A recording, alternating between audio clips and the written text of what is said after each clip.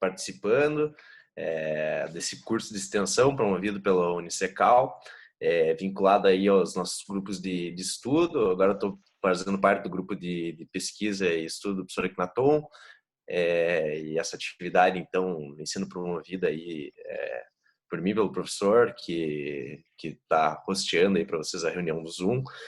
Agradeço aí pela oportunidade de você dar aula por causa do professor Akhenaton, e agora é o primeiro evento que estou tentando promover aqui na faculdade. Interessante. Espero que seja proveitoso aí para vocês.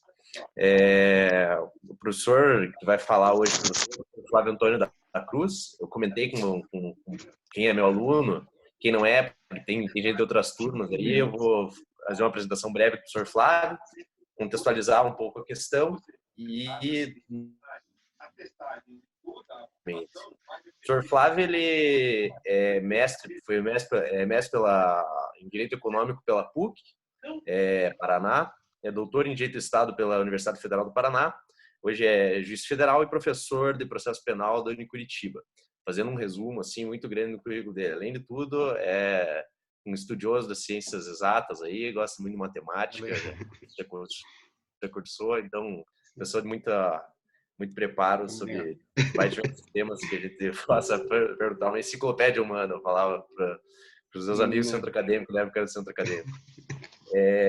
Então, agradeço por ter aceito o convite, professor. Fico muito feliz com a oportunidade de trazer você para falar com os alunos, que espero que vejam nessa experiência uma oportunidade de ter contato com, além de um grande professor, um juiz, ou seja, uma vivência prática diferenciada, que eu, por dar no início de carreira, também pela quantidade de leitura que tenho, comparativamente, não posso fornecer. Então, é uma tentativa de enriquecer o aprendizado e o currículo de todos aí. Bom, agradecer também ao professor Akhenaton, e vamos passar a explicação do porquê que a gente fez esse evento, né? Pragmatismo brasileira e a Lei 13.964 de 2019, comentários ao projeto anticrime, é o título que foi dado a esse curso de extensão. E ele se justifica porque a gente tem essa lei, que é uma lei nova, que foi fruto do projeto anticrime. Esse evento se justifica porque essa lei nova, em que pese seja nova, ela já tem vários artigos que tiveram sua eficácia suspensa, pelo ministro Luiz Fux, anteriormente já pelo ministro Dias Toffoli, e diante disso, percebeu os fundamentos, sobretudo do ministro Luiz Fux, fundamentos pragmáticos, que significa dizer voltados para a prática, assim, pragmático bem entre aspas, assim, bem pobre, para ser sincero, e isso coloca em relação às questões de constitucionalidade e de direito processual penal que a lei nova trouxe. Então, para tentar depois nortear o nosso debate, eu anotei 7 questões, 7 temas que me pareceram interessantes, e inclusive gostaria de ouvir depois de você, Flávio, para inclusive ajudar a pensar o tema, né? São dúvidas que eu próprio tenho. Talvez eu vou aprender muito até ouvindo com o que você tem a me dizer sobre essas questões. A primeira que eu levantei aqui é sobre a natureza do acordo de não persecução, que é uma das novidades trazidas pelo projeto anticrime. Se ele seria direito subjetivo, eu estou vendo aqui na doutrina agora estamos discutindo se a natureza de direito subjetivo do acusado ou se seria uma faculdade do Ministério Público. Eu estou tendendo a achar que, na verdade, não é nenhum nem outro. Não sei se dá para fazer essa transposição imediata para essa categoria de direito subjetivo e, sobretudo, não sei se dá para... Essa questão eu acho que não é mesmo uma faculdade do Ministério Público, porque não é uma categoria aplicável ao Ministério Público. Então, essa seria a primeira questão. A segunda era a quem se atribui o poder de ordenar o arquivamento agora com essa nova sistemática. Se mantida a vigência, a eficácia do artigo 18 do Código de Processo Penal. Isso é uma deficiência do método de reforma empregado por essa lei, aí, um método de reforma parcial, traz esses problemas sistemáticos, né? Diz ali que no artigo 18 que será ordenado por autoridade judiciária. Então, E o 28, novo, ele não é específico ao dizer que o ato de ordenar o arquivamento será do Ministério Público. Então, eu fico com essa dúvida se é mesmo dentro do âmbito interno do Ministério Público, se poderia trazer essa discussão, se continua do juiz o poder de determinar o arquivamento. A terceira é se o Ministério Público pode propor acordo de não persecução e ação penal privada. A quarta seria gostaria de ouvir o professor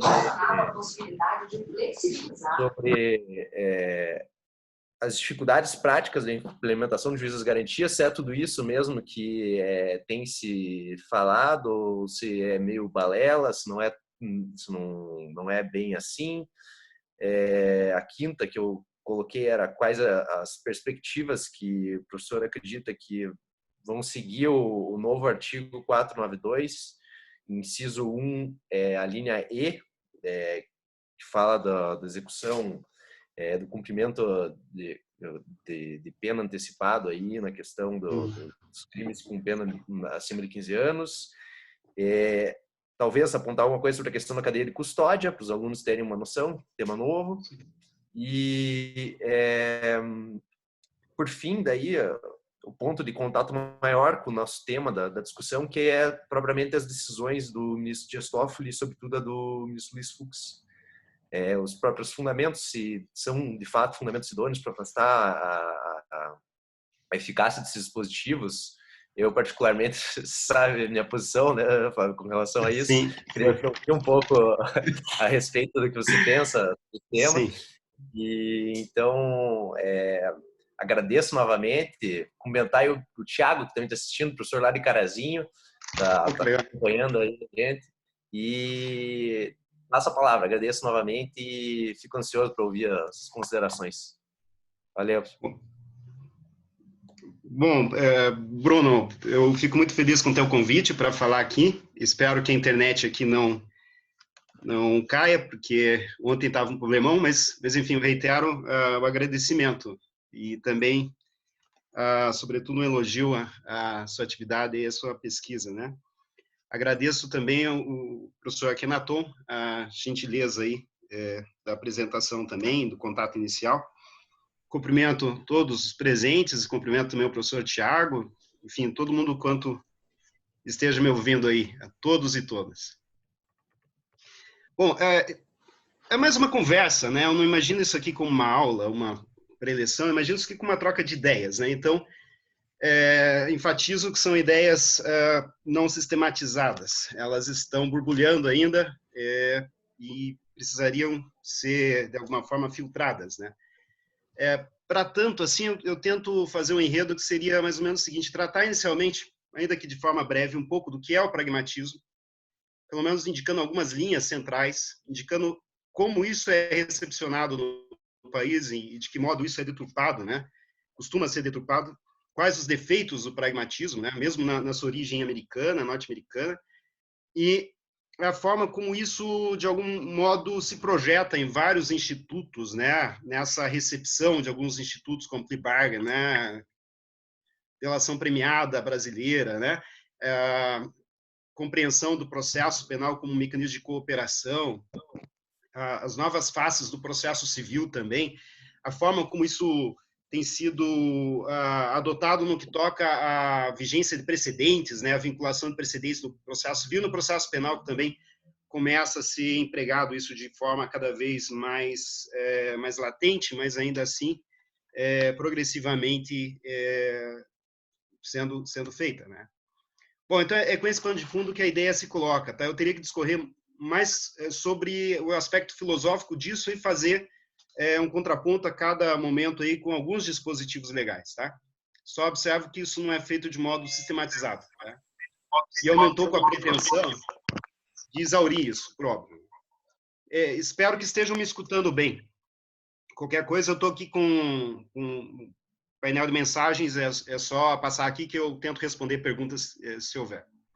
Bom, o pragmatismo, como se sabe, é uma corrente de pensamento que tem origem nos Estados Unidos da América. Talvez seja a única corrente de pensamento verdadeiramente americana em termos de filosofia, né? E ela se projeta em obras de Charles Peirce, William James e vários outros nomes, né? George Mead, né? O próprio Habermas é um pragmático, Hilary Putnam, né, é um pragmático, são vários pensadores com vieses, né, pragmático. O pragmatismo, em forma bem sintética, ele é baseado num pressuposto epistemológico, que é o seguinte: o pressuposto epistemológico do pragmatismo é que não há diferença entre conhecer e acreditar. Conhecer é uma crença.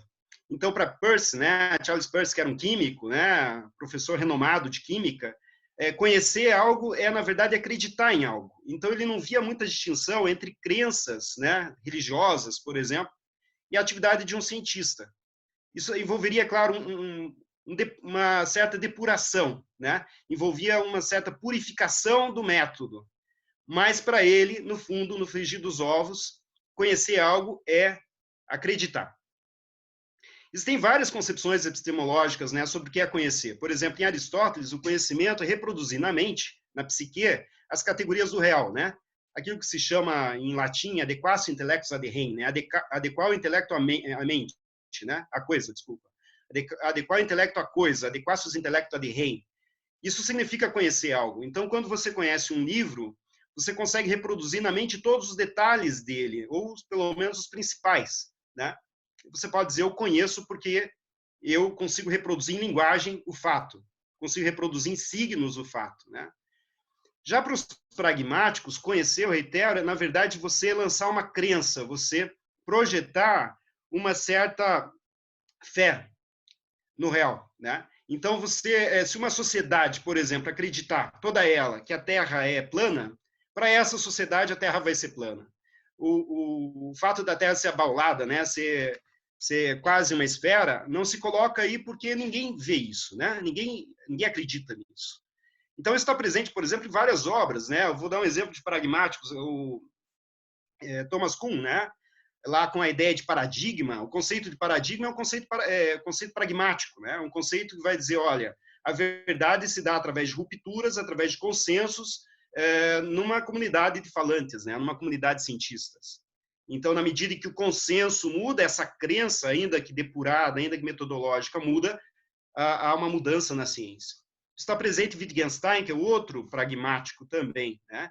Também, o segundo Wittgenstein, a Wittgenstein Investigações Filosóficas, também vai adotar uma premissa de que a verdade é ação, a verdade é prática, a verdade é atuação, né? Então, essa é um primeiro exame, né? É claro que isso fica a dever depois algum critério para se separar quando que uma crença é legítima e quando uma crença não é.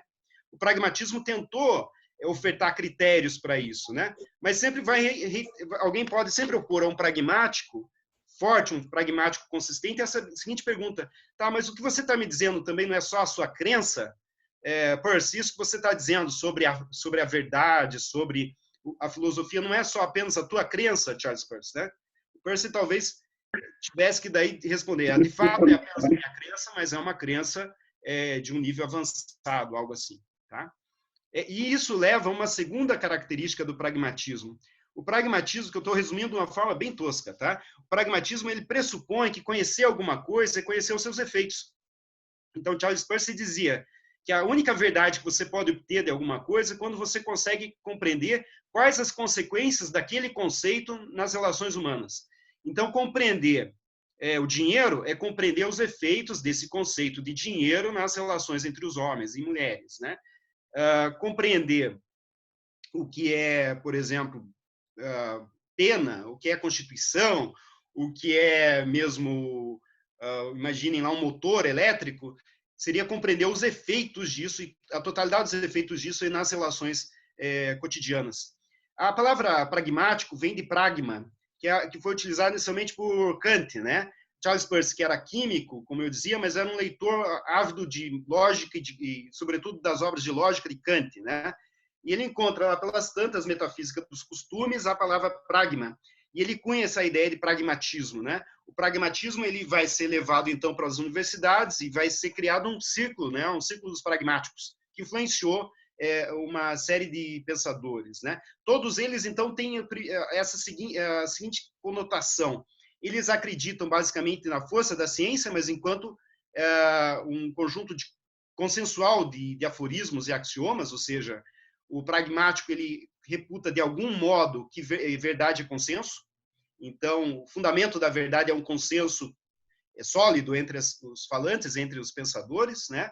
Não é encontrar a quintessência do real. Então, os pragmáticos são antimetafísicos. Eles abominam a metafísica e, por abominarem a metafísica, eles abominam a elaboração de conceitos puros. Então, eles vão abominar a tentativa de elaborar sistemas conceituais. Então, certos livros, né, como certos penalistas que ficam tentando depurar o conceito de ação humana, né?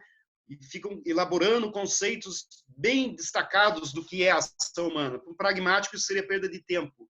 Ele não está muito preocupado com a elaboração de conceitos precisos. Os conceitos são um tanto porosos, porque eles estão preocupados muito mais em saber em que medida aqueles conceitos surtem eficácia ou efeitos na prática, né? E isso leva, então, a uma visão antimetafísica, pelo que eu dizia aqui, é uma nota presente em todos esses pensadores. Todos eles parecem abominar discussões que eles chamam de filibatas, né? Discussões etéreas e tal, ainda que eles tenham uma base metafísica, tem uma metafísica presente aí, como há sempre em qualquer filosofia. Mas o pragmatismo ele vai se projetar, claro que tem muitos aspectos, né? Vocês têm uma ética pragmática, né?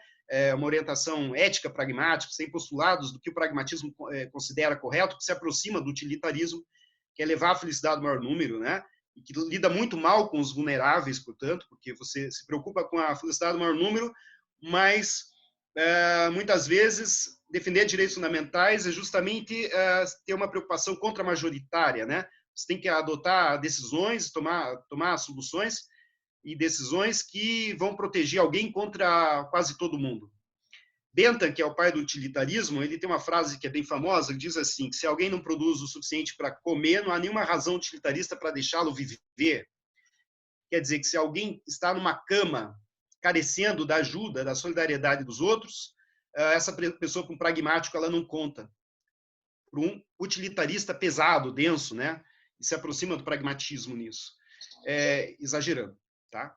Exagerando, porque há variações aí, como tudo na vida, né? Há variações desses pensamentos todos, né? Essas correntes de pensamento, há graduações. Há pragmáticos, né? Que podem ser considerados exagerados, né? William James é um bom exemplo, e pragmáticos que podem ser considerados leves, pragmáticos tênues, como Hilary Putnam, que eu mencionei, o próprio Habermas, que tem conotações pragmáticas, que ele vai buscar todo um peso aí em obras pragmáticas, como John Searle, né? Que é um positivista, vai utilizar na teoria da ação comunicativa, vai utilizar também uma bagagem do Mead, né? Que é pragmático, George Mead. Mas eu não estou aqui para tratar do pragmatismo com profundidade, eu só quero alguns desses conceitos, tá? E esses conceitos, eles se projetam no sistema jurídico, porque alguns pensadores, né, alguns juristas, têm uma influência nítida do pragmatismo, né? E no cotidiano. Eu vou mencionar dois. Um deles é Oliver Holmes, né? Foi Justice da Suprema Corte dos Estados Unidos, que influenciou toda uma geração de pensadores, né? Para mais de uma geração, considerado talvez um dos justices, dos ministros da Suprema Corte dos Estados Unidos mais importantes de todos os tempos. Fez parte do ciclo pragmático, né? E bebeu na fonte de Charles Peirce, né? Enfim, tinha um peso muito grande assim nas suas decisões, uma preocupação muito grande com a ideia da universalidade das soluções. Aquilo que pudesse ser universalizado não poderia ser diferido, né?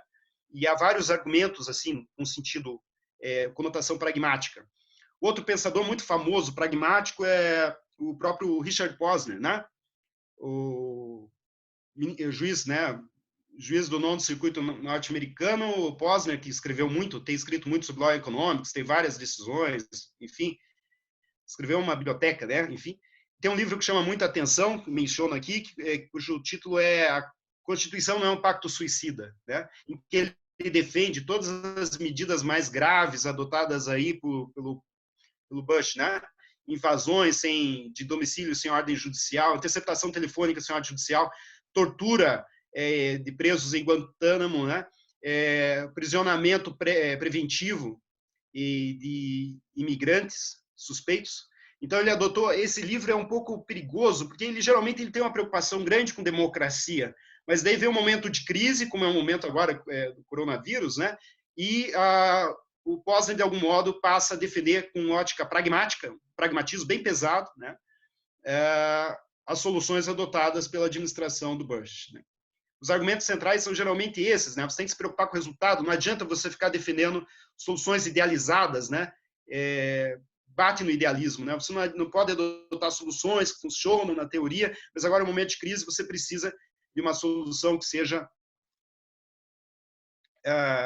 perfeita, assim, para o caso concreto, né? Um casuísmo. Isso leva a, geralmente, uma preocupação cada vez maior com a obtenção de resultados, né? É mais ou menos a lógica que é a seguinte: se o resultado é bom, o meio necessariamente deve ser aceito, tá certo? Muitas coisas na vida são pragmáticas, né? Nós somos pragmáticos em muita coisa do que a gente faz. A gente resolve muitos problemas cotidianos de forma pragmática. Eu costumo dar alguns exemplos na história, aí vamos pensar. Alexandre Magno, né? Ele tem que cortar o nó górdio para se tornar o imperador da Ásia, né? Enfim, imperador do mundo, no fundo, né? E ele, a partir da Mesopotâmia, filho do Filipe, enfim, tendo sido educado por Aristóteles, ele vai, ao invés dele desatar o nó, Alexandre Magno pega um machado e corta o nó. Ninguém tinha pensado em cortar o nó, porque a ideia é você tem que desatar aquele nó, essa que é a dificuldade. Né? Outras pessoas poderiam ter cortado o nó. Ele diz, não, é assim, e corta. E se torna o imperador. Né? Cristóvão Colombo, né? Ele tem um desafio de colocar um ovo em pé, né? O que ele faz? Ele quebra o ovo e deixa o ovo em pé. Ele está burlando a regra, né? A regra ele está burlando, mas consegue o mesmo efeito, né? O ovo está ali e em pé. Então, o pragmático, ele normalmente dá um valor menor para o meio e um valor muito grande para o fim. E o pragmático, o que ele faz notar, ele desvia o problema, né? Porque o problema, ele diz assim, o resultado é bom. Mas se você perguntar por que o resultado é bom, ele vai empurrar isso para um outro resultado. Então, isso continuamente vai ser apontado para um novo resultado. Então, por que é bom condenar aquele fulano? Porque vai atemorizar os outros. Mas por que vai atemorizar os outros é bom? Não, porque as pessoas passam a respeitar mais a lei. Por que respeitar a lei é bom? Daí, isso continuamente. Ele não consegue encontrar um fundamento, porque não há, para dizer que uma coisa é boa em si mesma, né? Isso cai naquela ideia de que os fins vão sendo meios para outros fins, né? Isso está lá em Aristóteles também, e Aristóteles tem uma certa conotação pragmática em algumas passagens da sua Ética Nicômaco. Né? Tem que examinar o que eu estou falando com muito cuidado, eu estou exagerando, tá? Eu não estou dizendo que é assim necessariamente, então tem conotações, dada essa premissa, isso pode ser encontrado no pensamento dessas pessoas. Bom, deixa eu ver como que estamos aqui de tempo. Bom, então, dá para falar muito tempo sobre pragmatismo. Eu vou indicar algumas obras e vou dar sequência. O grande problema é que no direito penal, processo penal, nós não podemos ser pragmáticos. Por que não podemos ser pragmáticos? Porque no direito penal, os fins e os meios têm que ser legítimos, né? Não adianta o fim ser legítimo se o meio não for. Né? No direito penal, a justiça dos meios é salutar, é imprescindível. Costumo dizer, nós temos guerra sem defesa, nós temos punição sem defesa, né? Nós temos sacrifício sem defesa, mas nós não temos justiça sem defesa. Devido processo não é um custo para a defesa, não é um custo para a justiça. Devido processo não é um custo para a justiça, né? Devido processo é sinônimo de justiça. Não há justiça senão mediante devido processo. Condenar alguém que é culpado, mas com violação às regras do devido processo, é tudo menos justo. Isso não é justiça. A justiça não é condenar o culpado, mas sim condenar o culpado depois de lhe assegurar a defesa, depois de lhe assegurar mecanismos para que seja ouvido. Por que ao se lê, por exemplo, O Estrangeiro, e recomendo a leitura para quem não leu, né, do Camus, né, que trata do processo de alguém que é culpado, né, é acusado de um crime que cometeu, mas é um processo que do começo ao fim é injusto. Se sabe desde o começo ao fim que aquele processo é injusto pela forma como ele é conduzido. A burocracia engole o sujeito, ela não está interessada em ouvi-lo, ela não está interessada em compreender as razões que ele porventura possa ter tido. Né? Isso é tudo menos justiça. Ainda que o resultado, ao final, alguém possa aplaudir, alguém possa dizer, não, concordo com o resultado, porque ele era culpado. Né? Mas isso não é justiça. Isso é expiação, é punição. Enfim, podemos usar o nome que for para isso, menos de justiça. Mesmo na Bíblia lá, né, enfim, consta que quando houver o juízo final, Deus vai apartar, né, as pessoas e vai perguntar e vai ouvir a resposta, né? Por que que não fez isso? Por que que não fez aquilo, né? Então, mesmo a justiça divina pressupõe o momento de ouvir o acusado, ouvir quem vai ser condenado. E olha que para a fé, para quem tem, Deus é onisciente, né? Ele não tem por que perguntar nada, né? Então, vamos voltar ao ponto aqui, que é a questão central. O pragmatismo é muito mais complicado do que isso, e, na verdade, ele é uma corrente de pensamento que envolve, assim, pelo menos 13 variações, segundo a filosofia. Há 13 graduações do pragmatismo, né? Que vai se projetar em várias áreas do pensamento científico, filosófico, ético, como eu mencionava. Eu só vou indicar algumas obras, tá? Eu tenho vários livros aqui pragmáticos, vale a pena ler. Eu acho que não dá para satanizar o pragmatismo, né? O pragmatismo pode ser muito bom se bem empregado, como tudo na vida, né? Mas uma vertente forte dele leva ao consequencialismo. E o consequencialismo, sim, que é pernicioso, porque o consequencialismo parece abominar a justiça dos meios, né? E é isso que eu mencionava. Vale a pena ler, tá? Para quem tiver interesse depois, né? Charles Peirce, tá? Ilustrações de Lógica da Ciência, Ilustrações de Lógica da Ciência, um livrinho fininho. É o coletânea e sobretudo aqui o texto mais famoso é Como Tornar as Ideias Claras, né? Que vai discorrer sobre elaboração de conceitos, essa questão da premissa pragmática, né? Que um conceito vale pelos resultados, etc. Né? Tem John Dewey, né? Reconstrução na filosofia, enfim, texto também pragmático. William James, né? Says em Radical Empirism, né? Empiricism, mas seria ensaios em empirismo radical, né? Tradução meio empiricismo e empirismo radical, a forma melhor de se traduzir isso aqui. William James, Bernard Williams, né? Que tem uma conotação pragmática também, o princípio da ação, realismo, moralismo, né? Como os argumentos políticos. O Wittgenstein, Teoria do Direito, que trata do pragmatismo do Wittgenstein, do Narvaez Mora, né? O Moore, né? Princípio é ética, tratando os princípios pragmáticos. Eu posso discorrer depois, se tiver tempo, alguém tiver alguma pergunta, algum detalhe, são várias questões sobre abdução, demonstração, sobre essa ideia, sobre a semiótica pragmática, né? O Charles Peirce é o pai da semiótica, como é sabido, né? Cosmologia, empirismo, né? Até onde vai o empirismo e alguns problemas que tem de tudo isso. Dá para pragmatismo italiano, dá para tratar de várias questões, até como o pragmatismo lida com o empirismo, as variações disso, tudo isso eu posso dar pelo menos mencionar por alto, tá? Depois, se alguém tiver interesse. Bom, daí chego na lei e vou comparar isso com a legislação, eu já me excedi no que toca ao pragmatismo. O pragmatismo, quando chega para o Brasil, ele é pior, tá? Porque nós temos no Brasil um veso de deturpar teorias, ou de conhecer a teoria pela capa do livro, né? Então, muita gente tem empregado o pragmatismo, querendo ou não, mas com um certo consequencialismo. Então, quando algumas pessoas que atuavam na Lava Jato, com todo respeito, davam entrevista, elas davam a entender que toda a operação era legítima por conta dos resultados obtidos. Isso é tão bom que os resultados foram bons, né? Claro que os resultados são muito importantes, eu não desconsidero. Mas nós não podemos limitar o debate apenas aos resultados, né? Nós precisamos debater a totalidade dos meios empregados para se obter certos resultados. Bom, então vem essa lei que tem um nome pomposo, né, de lei anticrime. Já foi muito criticado isso, né, a lei anticrime, ou seja, algo que vai acabar com o crime. Essa legislação ela tem uma pretensão retórica muito forte, né? Ela vem no momento de consolidação de um certo governo e ela se propõe a acabar com o crime, mas obviamente lei alguma pode fazer isso e pela razão singela de que o crime é o custo da liberdade. O dia que o crime acabar, não há liberdade alguma. O Estado, para acabar com o crime, ele tem que manietar todos os sujeitos, né? Uma civilização sem crime é uma civilização sem liberdade. E não é tão difícil acabar com o crime, senhores. É bem fácil para um fascista, né? Basta colocar um chip e ter um controle total sobre o movimento de alguém. Isso é bem fácil hoje em termos de computação. Espero que nunca ocorra, mas é bem simples de fazer, não é difícil, né? Hoje nós temos capacidade informacional, capacidade computacional para controlar qualquer sujeito na face da Terra, o que ele faz a cada momento.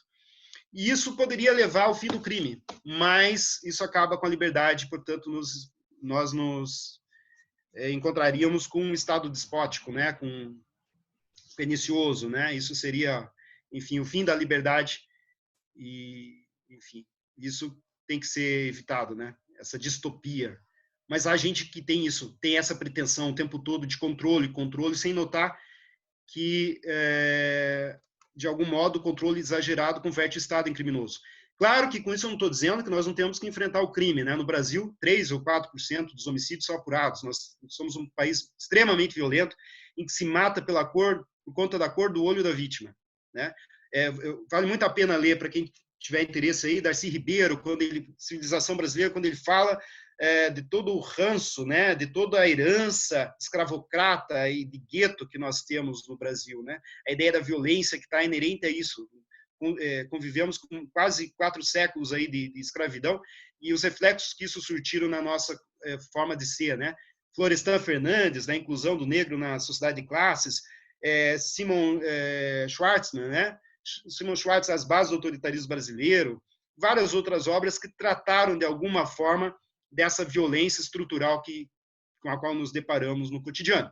Temos que enfrentar a violência, só que nós temos que notar também que o Estado, ao mesmo tempo que está tentando reprimir o crime, está colaborando para que novos crimes ocorram, né? O Estado não lida bem com as facções criminosas lá que deveria enfrentar nos presídios, fazer um aprisionamento muito mais racional, cuidadoso e sensível, se é que é possível, né? Exercer direito penal com razoabilidade, né? Há quem diga que não, que isso é inerente ao sistema violência, da truculência do Estado. Mas eu vou deixar isso em aberto. Então, só manifesto isso de partida. Essa lei tem aspectos muito positivos na parte processual, são aspectos bem bons, e ao mesmo tempo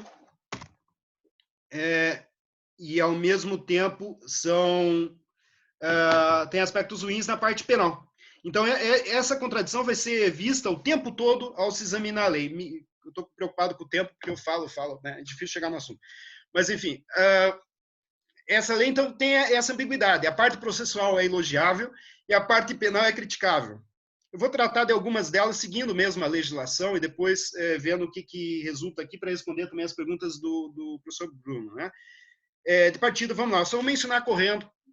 Espero que fique claro. Veja, a lei, a primeira coisa que ela faz, ela mantém que a multa vai ser dívida de valor. Até aí nenhum problema, tá? Isso já havia sido estipulado pela Lei 9268 de 96. Só explico isso, tá? O Código Penal de 84, a parte geral de 84, dizia que a pena de multa, se não fosse paga, se convertia em pena de detenção, tá? Então, o sujeito que não pagasse a multa criminal podia aumentar a pena dele por ter uma detenção depois. Em 96 veio a Lei 9268, converteu essa multa em dívida de valor, quer dizer, se não pagar, o sujeito não perde a liberdade, mas vai perder patrimônio. E daí isso era executado e gerou todo um debate, tem súmula do STJ, enfim, não vou entrar nesse debate aí, mas havia um debate de quem que executa isso e acabou indo para a vara de execução fiscal, tá? O Supremo discordou do STJ, dizendo que não, o Ministério Público podia executar a multa, tá? Por que o Ministério Público não poderia? Porque se é dívida de valor, é um crédito da Fazenda Pública. E a Constituição, no artigo 129, acho que inciso 9, diz que o promotor de justiça não pode ser advogado de entes públicos, né? A Procuradoria da República, o Ministério Público Estadual não podem atuar como advogados de entidade pública. Então, em princípio, sendo dívida de valor, o Ministério Público não poderia executar. Gerou todo um debate, o Supremo, em voto do ministro Toffoli, entendeu que podia, que o Ministério Público poderia, sim, executar isso. E a lei, mais ou menos, então, o que fez foi consolidar o entendimento do Supremo. Só que agora manteve isso na competência do juízo criminal. Vai gerar um problema, tá? O rito de execução fiscal, para quem conhece, é muito ruim. As varas estão assoberbadas de processo de execução em que não há patrimônio bloqueado, e isso paralisa tudo. Então, isso aqui, a nova redação do artigo 51 vai ser muito ruim, vai atrasar e vai complicar a vida do juízo criminal. Por outro lado, ela acaba atendendo uma certa demanda de alguns juízes de terem controle total sobre o processo criminal do começo ao fim. Muitos juízes não gostavam que a execução da pena de multa ficasse ao cargo do juízo de vara de execução fiscal. Mas vai ser um problemão na prática. Isso aqui tende a dar errado. Quarto, aumentou a pena para 40 anos, a pena de reclusão, pena máxima de reclusão, né? Que pode ser muito mais que 40 anos, né? Que se alguém cometer, por exemplo, um crime no último ano de pena e vai consolidar a pena 40 anos dali para frente, né? Então, em tese, alguém pode ficar preso quase que prisão perpétua no Brasil se cometer seguidos crimes que levem à consolidação dessa pena. Aumentou para 40 anos, é um punitivismo, é uma crença, de novo, de que majorar a pena vai aumentar, vai otimizar a solução dos casos, né, e a defesa dos bens jurídicos, enfim. Tá claro isso, né? Esse é um perigo do prevencionismo. Por que é o perigo do prevencionismo? O prevencionismo diz assim, o que justifica a pena é o fato de que ela tem que ser superior ao prazer do crime, né? É um argumento utilitarista. A pena tem que superar o prazer do crime. Então, o sujeito tem que falar o seguinte, se eu fizer isso, eu vou ter tanto de prazer. Mas se eu fizer isso, vem uma pena criminal que supera o prazer que eu tenho com isso, o benefício que eu tenho com isso. Tá? Essa é a lógica prevencionista, que está lá em Feuerbach, né? Enfim. Eu podia tratar disso com mais detalhes depois. Tem um debate clássico aí na dogmática penal, que é um debate entre o utilitarismo e o idealismo, né? Que é o debate entre Hegel, retributivista, e o debate entre Feuerbach, né? Que é o retributivista. Hegel, né? Que tem uma base kantiana quanto a isso, enfim. E Feuerbach é nitidamente utilitarista quanto a isso. Ou seja, Hegel diz se pune por punir e Feuerbach diz se pune para impedir crimes. Qual que é o problema do prevencionismo? Tá? O problema do prevencionismo é que cada crime é a prova de que a pena é insuficiente. Cada crime que tem, alguém argumenta o seguinte, se a pena fosse maior, o crime não teria acontecido. Porque a lógica é a pena tem a capacidade de inibir os crimes. Né? Se ela não está inibindo, é porque ela é pouca, ela é insuficiente. Então, daí vem a crença cada vez maior de vamos aumentar a pena, né? Aumentando a pena, a gente resolve. A lei aqui incorpora isso, que é um argumento mais ideológico, né? É uma pena bastante exagerada. Claro que há crimes bem graves, eu reitero, eu não desconsidero. Eu não desconsidero. Só para os senhores notarem como o Brasil tem um descompasso, tem que correr. Se alguém tiver com 10 reais falso no bolso agora, dá para matar 4 pessoas. É uma coisa que não faz sentido, né? 10 reais falso no bolso dá uma pena de 3 a 12 anos. O homicídio imprudente dá uma pena de 1 a 3 anos. Já parava para pensar que tem uma coisa aí que não fecha, né? Alguma coisa não está fechando. A vida vale pouco, a moeda falsa vale muito. A gente tem que ver por que essas penas são tão esquisitas, né? Mas, enfim, há uma crença aqui, uma aposta. Continua valendo a súmula 715 do Supremo, né?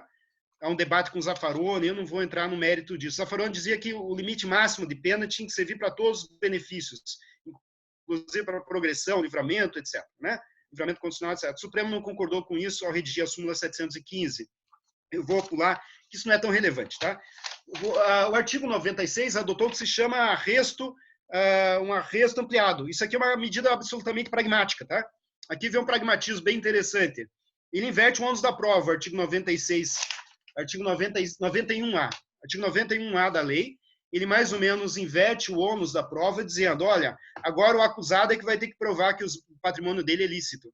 Se aproxima daquela medida de tipo de enriquecimento ilícito que estava sempre defendido pelo Ministério Público naquelas 10 medidas, né? Queria um crime de enriquecer ilicitamente, que na verdade nada mais era do que inverter o ônus da prova. Às vezes é um servidor do povo, o sujeito é um servidor público e ele ganha 10 mil por mês, mas ele tem uma fazenda lá que ele não consegue explicar como que ele conseguiu. Então, para esse tipo, o que aconteceu? Ele ia ter que provar que a fazenda é lícita, de origem lícita, né?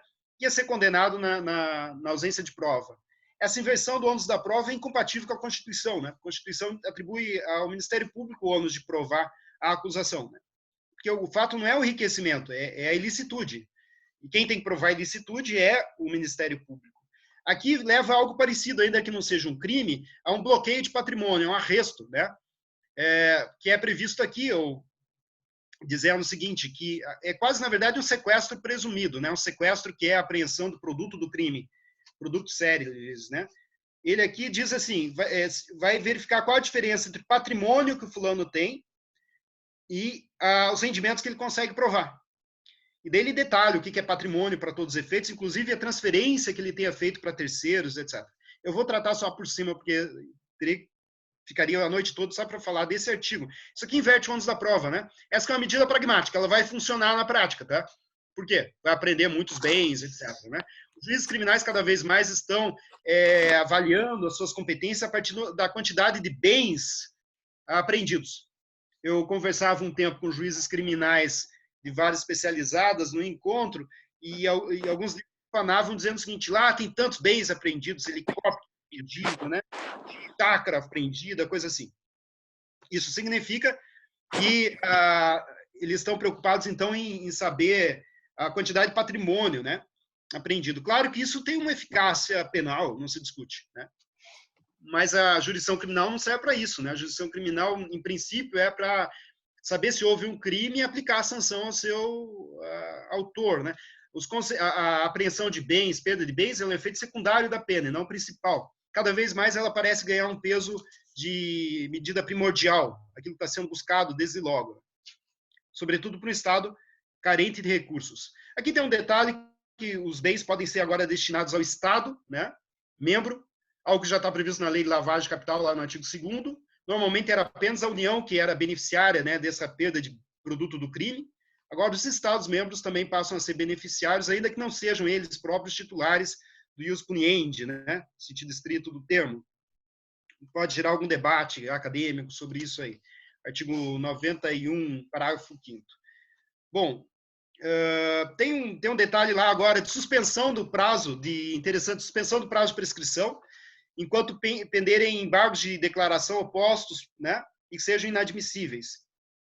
A lei é confusa, né? Ela não diz se os embargos vão ser inadmissíveis ou se vão ser incabíveis, né? Inadmissível quer dizer exatamente o quê? Foi julgado improcedente ou se eram manifestamente incabíveis, né? Porque às vezes a parte opõe um embargo de declaração e o juiz diz, olha, não há o que corrigir na sentença, mas ele processa tudo aquilo, é tempestivo e tal. Outras vezes o juiz diz assim, desde logo digo que isso aqui é manifestamente incabível, porque a parte está forçando a barra, é protelatório, não tem cabimento algum isso, né? Do jeito como está aqui, vai dar a impressão que são os embargos de declaração improcedentes, pelo artigo 116, inciso 3. Mas, por outro lado, esses embargos podem ter sido opostos pelo próprio Ministério Público. A lei não fez ressalva quanto a isso. Se o Ministério Público opuser embargo de declaração, isso vai suspender a prescrição com base no quê, né?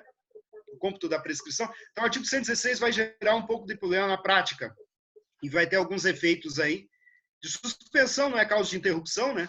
Mas ainda assim vai ter um efeito contrário à liberdade aí.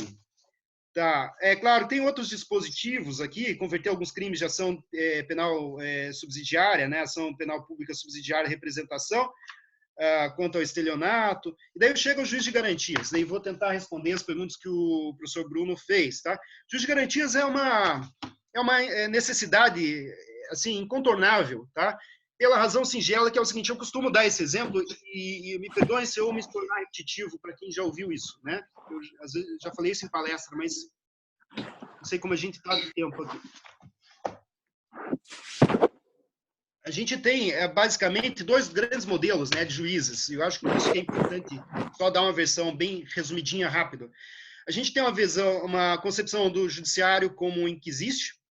O bom juiz é um Sherlock Holmes, é um Hercule Poirot, né, um inspetor Javert, um investigador. Bom juiz é um delegadão, é um grande delegado que está investigando tudo. Quem acusa uma espécie de juiz é o juiz em pé, o parquet, né, o nosso Ministério Público, senta ao lado do juiz ali, são dois magistrados, né? Se presume que o Ministério Público é isento, imparcial, custos legis, né, guardião da lei. Tem um texto do Carnelucci muito famoso sobre isso. A verdade é imaginada como reconstrução dos fatos em palavras, ou seja, o juiz tem que devassar o passado, encontrar a verdade fulgurante ali do que existe, traduzir isso em linguagem, né? A confissão é a rainha das provas, porque se você consegue, então, devassar a psique do sujeito. Você consegue extrair dele a verdade dos fatos que só tem na psique dele, do dolo dele, coisa assim. Tem uma outra vertente que vocês conhecem bem, do processo como duelo. O processo é um duelo, um jogo, né, uma disputa. Nessa vertente, o processo não é imaginado com uma máquina histórica. Um processo não é uma máquina histórica orientada a devassar o passado, né? O processo é um mecanismo de solução de conflitos, né? O bom juiz é um árbitro que não joga o jogo, ele fica de fora olhando a partida de xadrez verifique se alguém está violando o fair play, né, que está roubando, está, enfim, expressão, está violando as regras do jogo. O Ministério Público é um advogado, tanto quanto o advogado da defesa, não começa a partida ganhando, tem que ter paridade de armas e tem que ter investigação defensiva.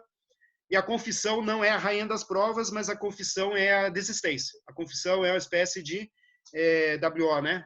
É uma desistência, a parte desiste da disputa e confessa e acabou. O modelo, qual que é o risco do processo inquisitorial? Bem óbvio. Quem tem juiz como acusador precisa de Deus como defensor, está perdido. Nós somos todos reféns das nossas impressões e preconceitos, senhores. Infelizmente. Claro que há a psicanálise, né? Nós podemos trabalhar isso, podemos meditar, podemos ir num templo budista, refletir sobre a vida e verificar os nossos erros, né?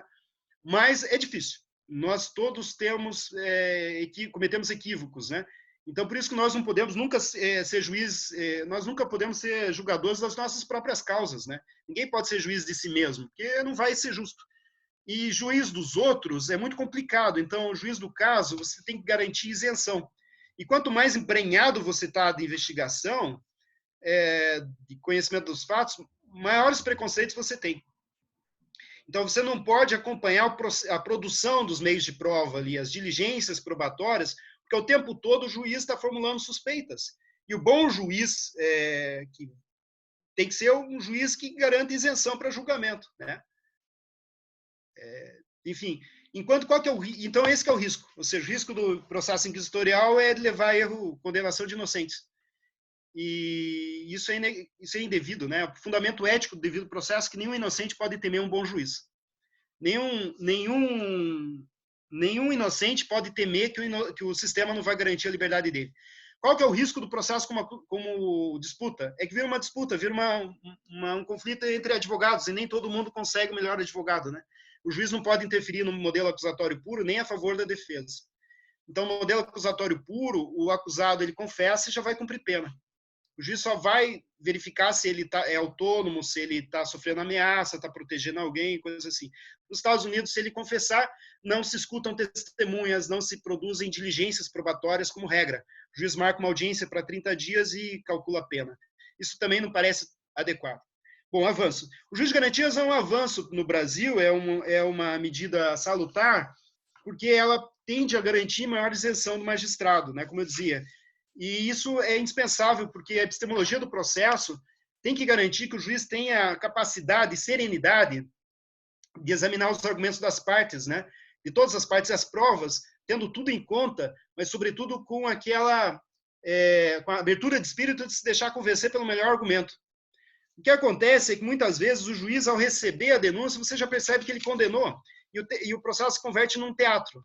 Aquele processo não vai levar a absolvição nunca. Em muitos casos, não deveria mesmo, né? O crime aconteceu, as provas são muito contundentes. Mas, às vezes, acontece que o juiz, na verdade, ele tem uma predisposição à condenação, porque ele não tem condições, morais ali, no sentido forte do termo, de se deixar convencer pelo sentido contrário, porque ele está moralmente atrelado a uma versão dos fatos, né? Então, isso é humano, é a coisa mais natural do mundo. Às vezes, o juiz, numa investigação, ele está escutando a interceptação telefônica, os diálogos do fulano, ao longo de um ano. Ele sabe tudo do sujeito, ele sabe se o cidadão, por acaso, tem alguma amante, ele sabe se o cidadão, por acaso, cheira cocaína, se ele doa para uma igreja satânica. Ele sabe se o sujeito, na verdade, torce para o time, para o Coxa ou para o Atlético. Ele sabe se o sujeito, na verdade, está na casa dele, mas já nem conversa com a esposa. Coisa assim, né? Então, tudo isso ele tem conhecimento. Ele tem conhecimento de detalhes do fato, talvez até do pretenso crime. Só que daí o que acontece? Ele tem todo um contexto em que ele vai ter que avaliar, e aquelas peças de informação vão se encaixar naquela suspeita que o juiz tem. O juiz já está convencido, aquilo é um encontro marcado, né? Então, na verdade, ao invés ele ter que reconstruir o fato, né, a partir das peças ao final, esse juiz, na verdade, ele já tem totalmente uma suposição, uma narrativa, uma versão dos fatos que é a dele. E ele vê todos os elementos probatórios depois com mecanismos de corroboração daquilo que ele já sabe. É como se a cada nova prova o juiz dissesse assim, não, isso está confirmando aquilo que eu já sei, né? E, às vezes, aquilo está equivocado. Quando se olha numa devida distância, aquilo não condiz com a realidade, né? Nós temos o problema do viés, né? Nós, infelizmente, nós temos a percepção da vida de a gente monta um contexto, a gente sempre monta uma explicação racional para os fatos e passa a examinar todo o resto a partir daquele conceito. É humano fazer isso. Vários, né, testes psicológicos, psíquicos aí que tratam disso e que demonstram isso de uma forma bem clara, né? E isso, para essa semiótica jurídica, para o direito aí, quando o juiz for examinar, isso compromete totalmente a capacidade dele examinar os casos, né? Por isso que o juiz de garantias é um avanço. O juiz de garantias visa justamente assegurar que o magistrado, ao prolatar a sentença, tenha a isenção de espírito de condenar, se for o caso, apenas com provas muito densas, né? E absolver quando essas provas não existam, né? Porque há uma tendência no processo criminal, para quem atua, de se gerar uma inversão do ônus da prova, latente, tá? É como se o acusado tivesse que provar a defesa dele, provar a inocência dele, né? Coisa que é incompatível com a Constituição. Mas é bem latente isso.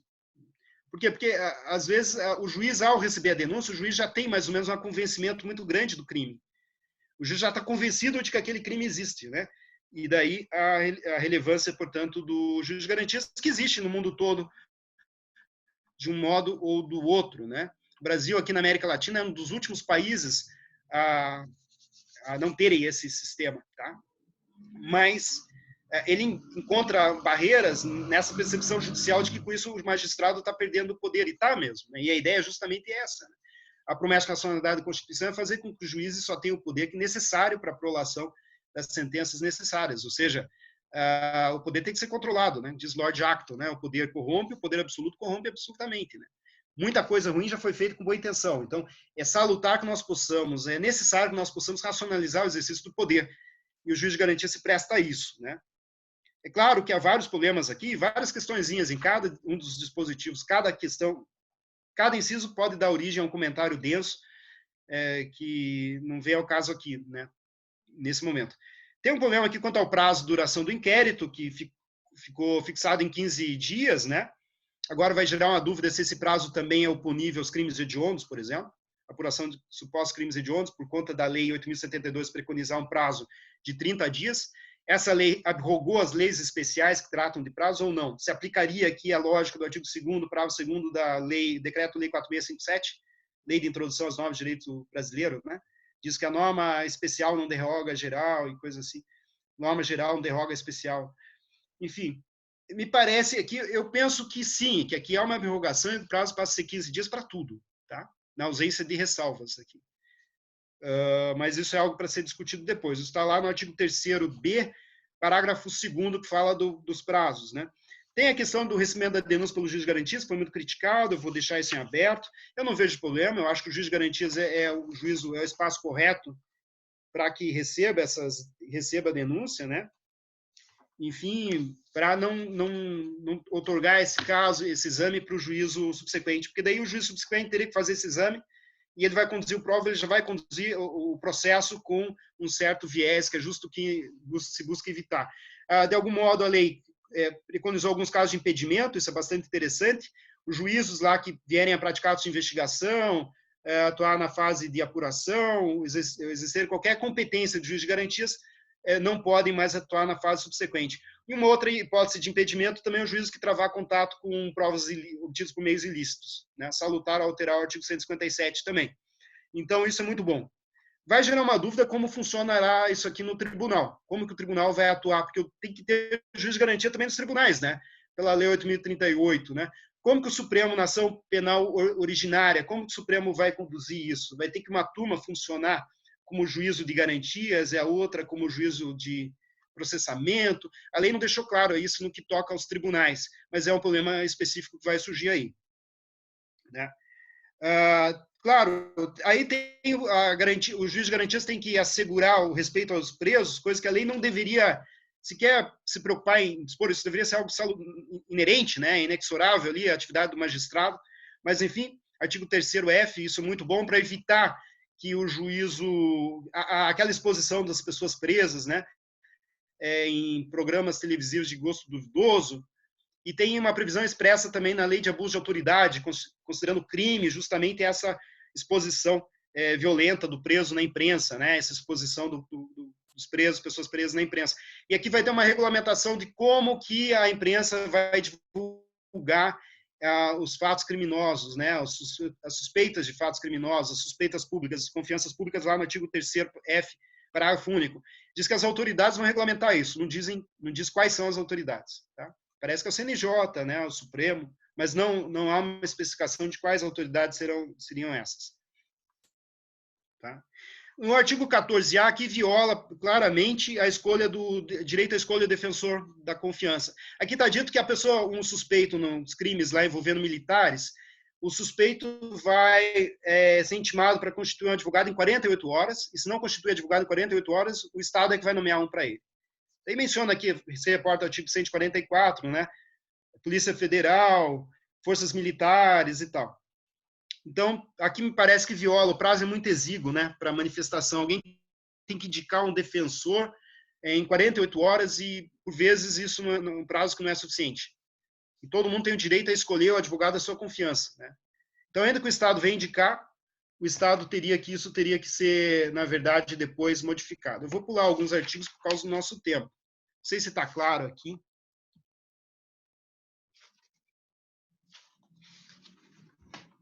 Eu vou responder algumas perguntas aqui e para não... O professor Tiago...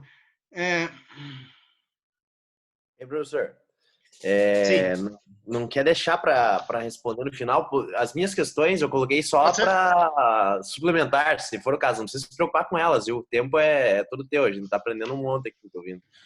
Beleza? Então, não precisa incomodar aí. Então, mas eu respondo, nem que seja por escrito depois, algumas dessas questões, o que eu souber, né? Aquelas que eu souber. Bom, daí tem essa questão do artigo 28, que é bastante interessante. Qual que é o problema do artigo 28, né? O artigo 28 foi modificado agora, algo que é salutar, porque já houve uma reforma tempos antes, indicando que quando houvesse arquivamento, a pretensa vítima deveria ser comunicada disso, né? Algo que é importante. As pessoas, às vezes, comunicam ao Estado uma certa suspeita, um certo pretenso crime, uma lesão, e elas não são informadas das consequências que derivam disso, né? Elas não recebem do Estado um feedback. Isso é muito importante que elas tenham esse retorno.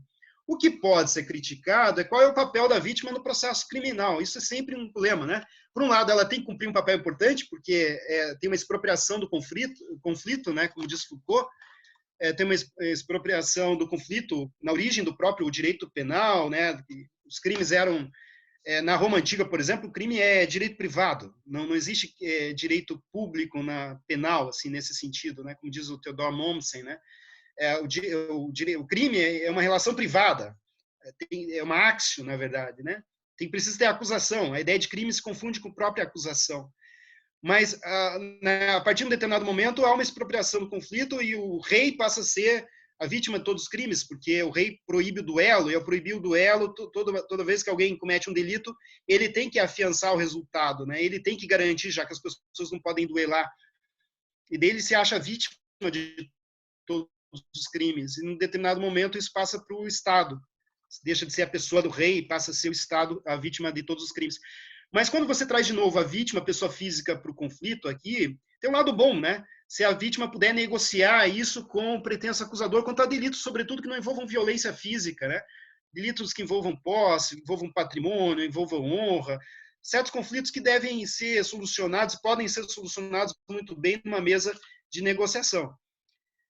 Agora, quando se traz a vítima para outros tipos de acusações, dá a impressão que há uma privatização muito forte desse processo.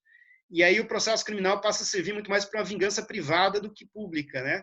Coisa que é meio esquisita. A vingança, né, sempre é meio esquisita, de qualquer modo. Mas aqui, então, eu examino isso com certo cuidado. Se o Ministério Público, em princípio, não verifica justa causa, será que uma pretensa vítima teria isenção suficiente para fazer esse exame?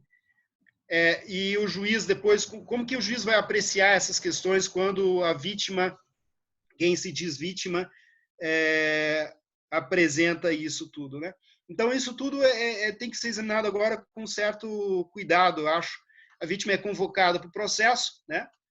mas nós vamos ter que repensar o papel dela nele, né? E essa é uma discussão infindável, que todo mundo conhece, há várias vertentes aí de pensamento e tal. Eu tenho uma visão crítica no que toca a isso, eu desconfio muito. E isso tem um texto muito bom, professor Jacinto, quando ele faz um comentário, um livro chamado Transação Penal, pela editora Malheiros, e ele faz o prefácio tratando da questão do juizado especial, e a crítica que ele fazia era o seguinte, olha, os mecanismos de consenso, os mecanismos de acordo são todos muito bons. Contudo, dá a impressão que, às vezes, eles são utilizados para que certas suspeitas permaneçam na órbita penal, coisa que não deveria ter. Ou seja, o ideal seria descriminalizar certas condutas, né? Ou simplesmente impedir o processo criminal como um todo. Aquilo continua gravitando em torno do sistema penal, né? Então, trazer a vítima aqui e manter um processo criminal, muitas vezes, de suspeita de delitos de potencial ofensivo reduzido, me parece que é desnecessário. Isso é para dar uma satisfação para os interesses dos envolvidos, que parece muito bom, assim, mas eu tenho uma certa desconfiança que me parece que o direito criminal não deveria servir para isso, né? O direito penal não deveria servir para dar essa satisfação, porque isso aí deveria ser feito através da psicologia, através de direito civil, reparação civil, mas eu vejo com desconfiança. Se o próprio Ministério Público não vê justa causa, eu não sei como que a vítima depois... Eu tenho a visão ainda do Ministério Público como magistrado, né? Vocês podem dizer, não, no fundo essa visão ainda está impregnada do Ministério Público como custos legis, né? Pode ser, pode ser. Mas eu acredito que se o Ministério Público tem no Brasil toda essa carga punitivista, né, normalmente, adora uma punição, adora um processo criminal, se o próprio Ministério Público, num determinado caso, não verifica a justa causa, eu tenho uma desconfiança que a oitiva da vítima não vai mudar muito disso, tá? Mas, enfim, a lei, está aí, né? Então vai gerar esse debate sobre o papel da vítima e reiterar. Mas, enfim, aqui tem, se não sendo caso de arquivamento, sendo investigado, confessado formal e substancialmente a prática da infração penal sem violência, né? O Ministério Público pode propor acordo de não persecução penal. Aqui o ponto, e que pode ser criticado de partida, é a necessidade de que o investigado confesse, né? Isso vai gerar um monte de confissão indevida, às vezes, porque o que é o problema? Isso tem acontecido nos Estados Unidos com o plea bargain, né? Muita gente confessa um crime que não cometeu com medo da sanção de um processo mais grave, né? Quer dizer, o processo se torna ele próprio uma sanção. Há vários casos, isso tem sido alvo de várias discussões, tem um texto chamado Ética do Plea Bargain, né? Ethics of Plea Bargain, em que essa é a discussão Lipke, né? Eu posso passar depois os dados, é essa a discussão central, em que medida o processamento, em alguns casos, não estimula confissões indevidas, quando a vantagem parece boa e não há uma segurança do inocente em obter a defesa da sua inocência, o reconhecimento da sua inocência perante o sistema. Para quem tiver interesse, dê uma olhada aí, eu posso passar depois os dados, né, que são associações nos Estados Unidos contrárias ao mandamento mínimo. Digitem em latim aí, mandamento mínimo, families against the mandamento mínimo, tá? Famílias contrárias ao mandamento mínimo. Vocês vão encontrar um monte de sites, são pessoas que são condenadas a penas elevadas por terem sido pegas portando um tanto de cocaína primeira vez, né? São penas extremamente elevadas. Então, condenada a 30 anos, por exemplo, com parole, probation, previsto para mais de 10 anos. Ou seja, a pessoa perde boa parte da vida dela e são pessoas muito novas, né? Na verdade, ela perde a vida útil dela, no certo sentido, porque ela não consegue fazer uma faculdade, ela não vai conseguir um emprego formal depois, ela vai ter um bloqueio depois para qualquer outra atividade, ela tem um prejuízo imenso, né? E as penas são muito exageradas para crimes, para condutas primárias, etc. Então, vocês podem pesquisar, ou eu posso passar depois. Está na base disso aqui. Então, me preocupa um pouco a necessidade da confissão no que toca a isso, coisa que não era exigida para os outros institutos de acordo, né? Artigo 89, artigo 76, não se exigia uma confissão. Na verdade, estava dito que aquilo não implicava confissão. Né? E aqui tem esse efeito. Né? E isso tem daí... Enfim. Então, não, só um pouquinho, tá? Quer um suco? Pega aí. Eu acabei de fazer uma purinha de arroz, acredita? Depois você conta, papai. Eu quero te mostrar. Agora o papai tá dando na live, filho. Só um pouquinho. Tem um programador em Mirim aqui em casa. Programa em Java já. Te amo. Eu posso pegar pra comer? Pega sim, filho. O que quiser.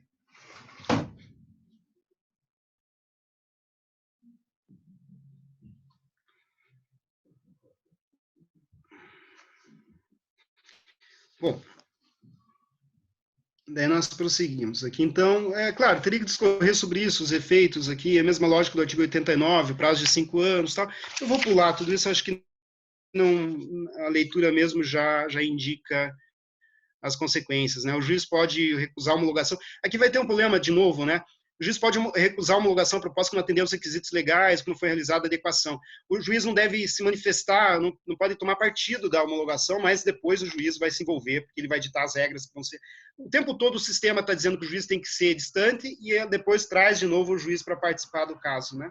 O juiz não pode se envolver na negociação entre as partes, porque isso viola o juiz de garantias, né?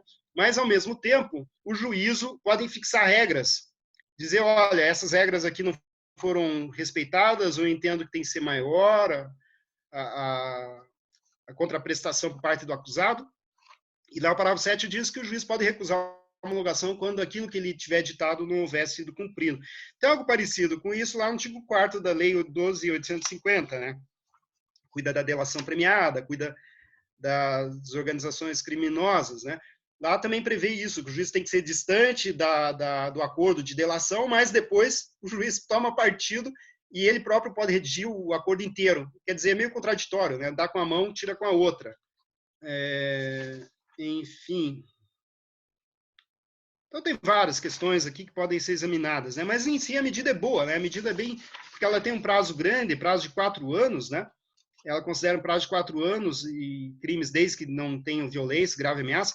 De novo, o que é violência, né? O sistema penal trabalha com a ideia de violência física, né? Às vezes, o sujeito suprimir recursos no hospital de crianças com câncer não é considerado violento para a lei. E isso é bastante complicado em termos criminológicos, né? Essa diferenciação do que é violência, do que não é violência, acaba gerando a mesma diferenciação criminológica entre crimes de colarinho branco, crimes de colarinho azul.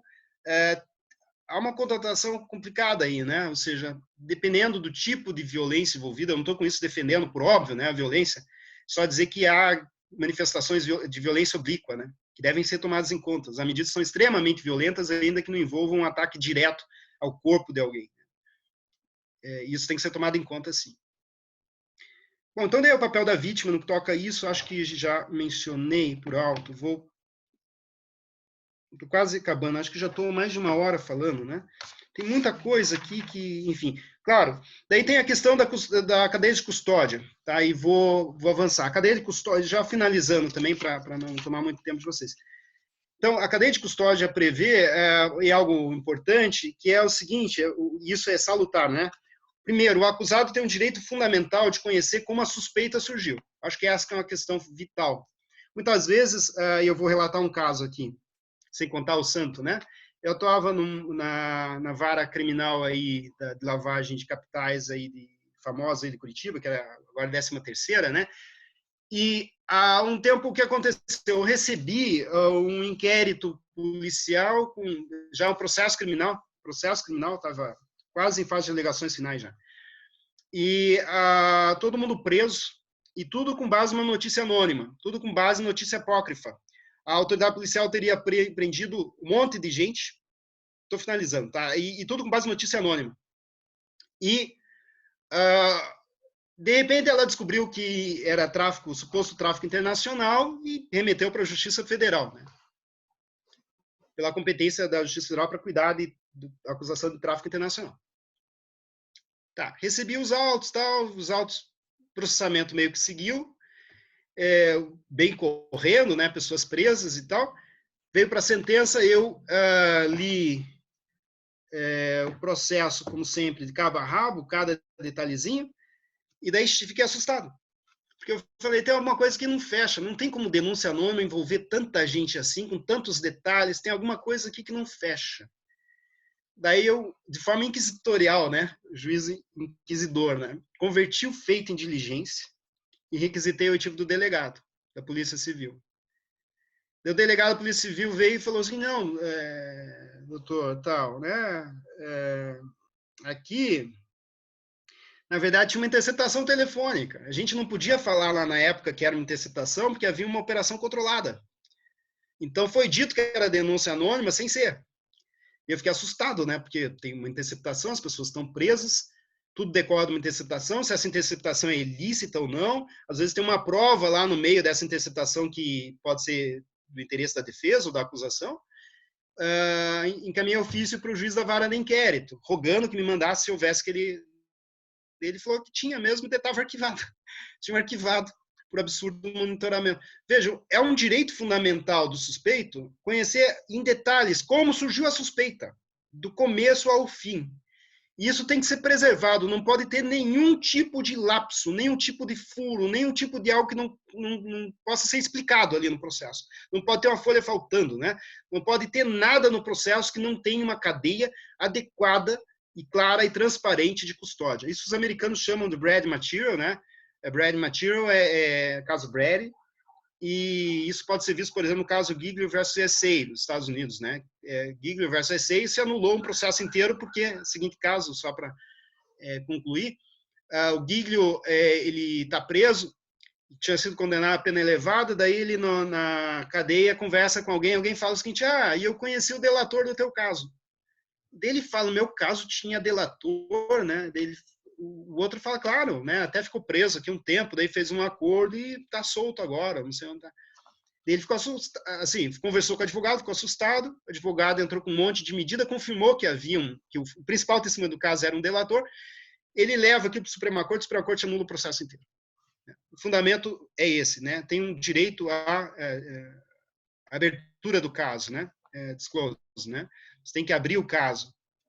Então, cadeia de custódia cuida disso, aqui a lei vem detalhar no seu artigo 158A e seguintes, vários requisitos, passa a exigir também que haja uma central de custódia nos departamentos de perícia, o que é muito importante, sobretudo trata de rompimento de lacres, né, de aposição aqui de garantias de fiscalização, algo que tem que ser científico mesmo, ou seja, em qualquer tese, doutorado, dissertação de mestrado, pesquisa científica que alguém faça, se for invalidado o meio de prova, né, o campo de prova, isso vai...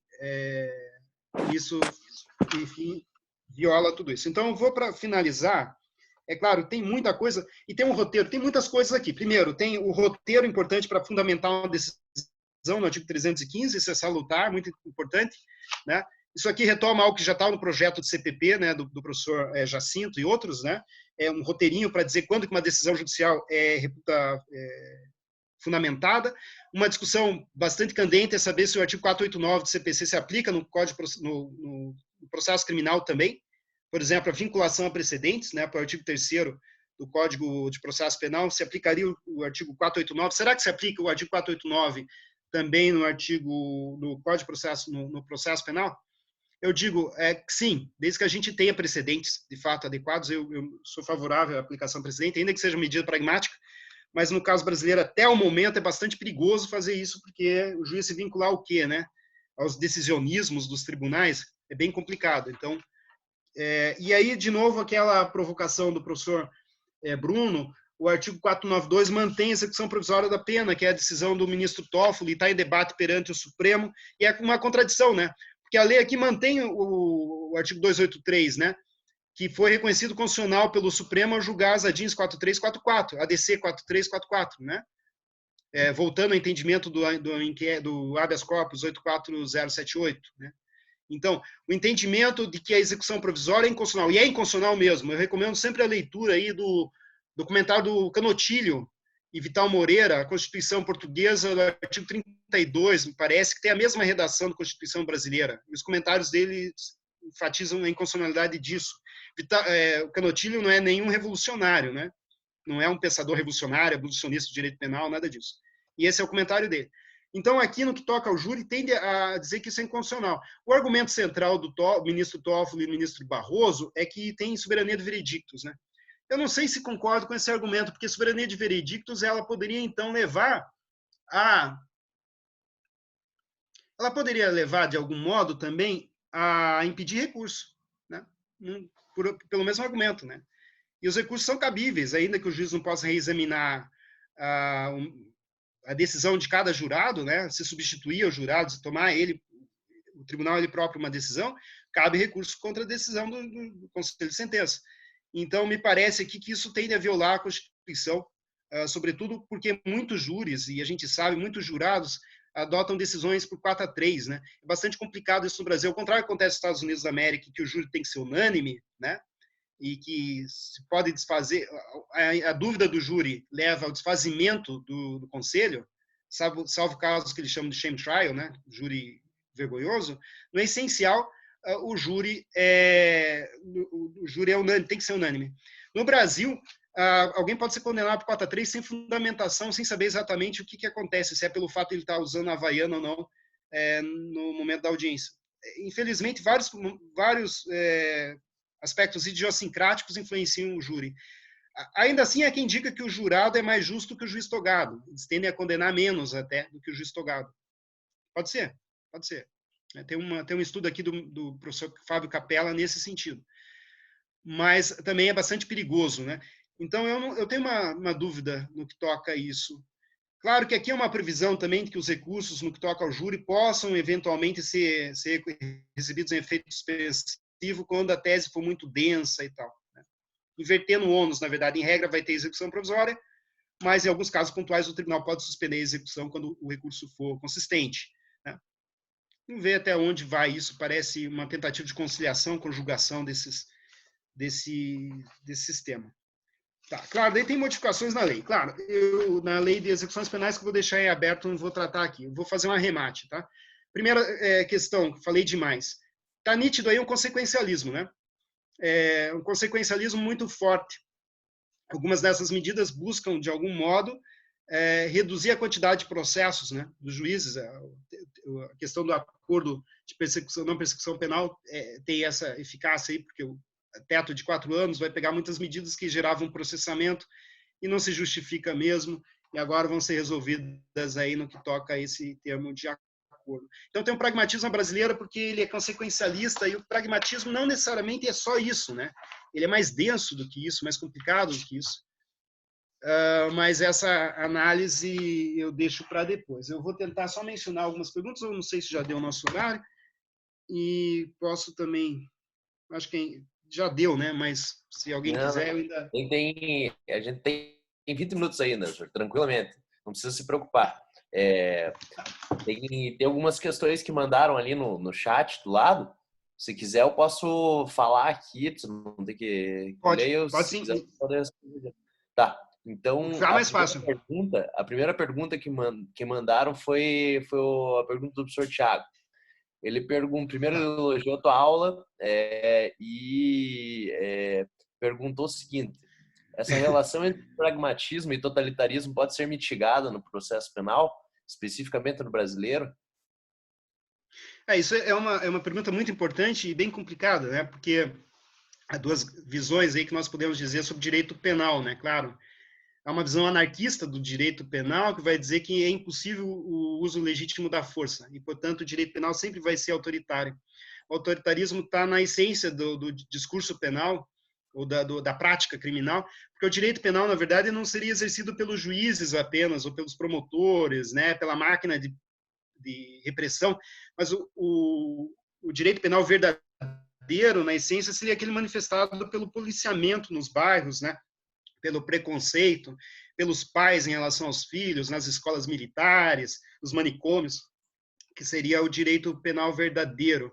Aquilo que Foucault chamava de pudendo origo, né, as origens sujas das coisas.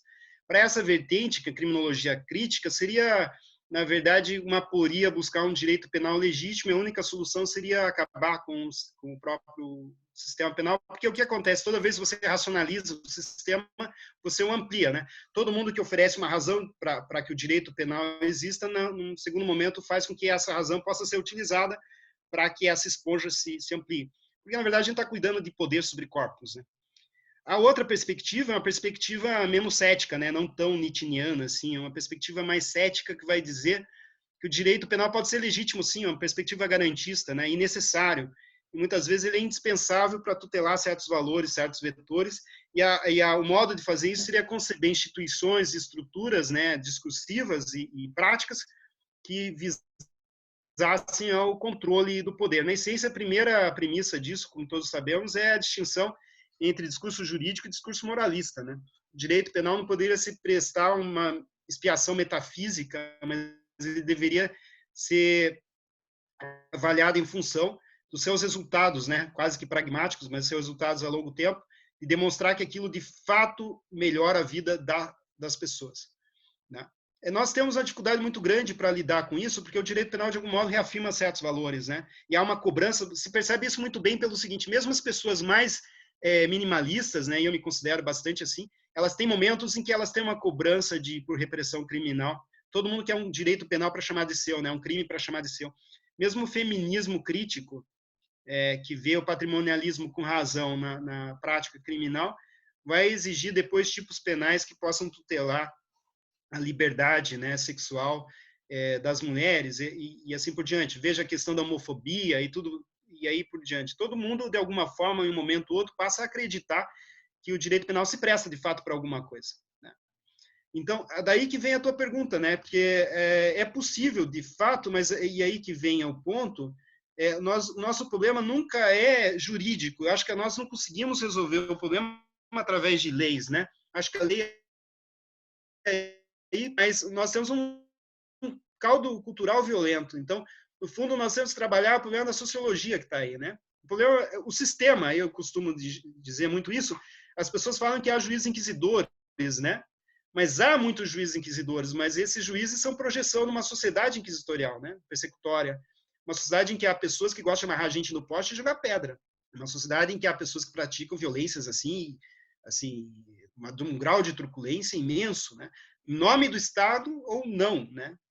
Então, o problema é essa coisa, é isso. Eu mencionei lá no começo alguns textos e eu vou repetir. Eu acho que só a referência acho que é boa, mas vale muito a pena dar uma olhada mesmo no Simon Schwartzman, né? As bases do autoritarismo brasileiro. Florestan Fernandes, que é o grande pensador aí da cultura, enfim, tantos outros aí. E daí pegar um gancho com uma socióloga, né? Que é Agnes Heller, né? Que escreveu muito sobre justiça e filósofa, né? Agnes Heller tem um texto chamado Sociologia do Cotidiano, né? E ela escreveu um livro de 900 páginas sobre sociologia do cotidiano. E sobre isso, ou seja, como o cotidiano vem antes, né? A prática vem antes, como a sociedade vem antes. Então, nós apostamos muito na mudança de modelos penais, mas a gente pode mudar o sistema, o juiz vai continuar tendo essa ambição inquisitorial, essa ideologia inquisitorial, assim, ideologia punitivista, porque está arraigado na forma como nós somos constituídos como sujeitos, né? Nós somos uma sociedade que aposta muito fortemente no discurso penal e de alguma forma, ao mesmo tempo, não notamos que várias outras questões podem ser tratadas, né? Nós temos uma sociedade extremamente desigual, de gueto, né? Então, quando pensamos assim, o sistema pode se tornar mais racional, eu creio que sim. Nós podemos tornar o sistema mais racional, com juízo de garantias, modelo acusatório, etc. Só que se nós não mudarmos também a ideologia que move a prática, o discurso que move a prática, a episteme, né, e a doxa, né? Então, o que está acontecendo hoje, para finalizar? O problema é que a episteme também está cada vez mais fraca, né? A doutrina escreve um monte, a dogmática escreve muito e tal, e o juiz não está nem aí com isso. O juiz está preocupado com a doxa do jornal do meio-dia, né? Ou seja, a opinião vulgar. A doxa pode estar certa, a episteme pode estar errada, mas a episteme se sistematiza, ela é reflexiva, ela se problematiza, né? A doxa é o entendimento comum, o senso comum, que é tacanho, e às vezes está correto, né? Às vezes está correto, mas ela não se problematiza, ela não é reflexiva. Então, o problema hoje é que há várias questões aí. Primeiro, no judiciário, cada vez se descola mais da teoria, e daí passa a adotar teorias preta-porter, né? Teoria domínio do fato, tupiniquim, proporcionalidade tupiniquim, decido como eu quero, vou encontrar a justificativa depois, né? Ou seja, e isso por culpa, às vezes, de uma parte da dogmática, que vai, de algum modo, examinar certas leis e, na verdade, é mais fácil do que recortar e colar precedentes judiciais. Na verdade, convalidando aquilo que está sendo decidido pelos tribunais. Então, isso é um ciclo vicioso. A gente tem que romper isso com um problema cultural, como a gente educa nossos filhos, né? Como nós educamos, um problema de empatia. Eu não sou socrático de acreditar que conhecer a verdade liberta.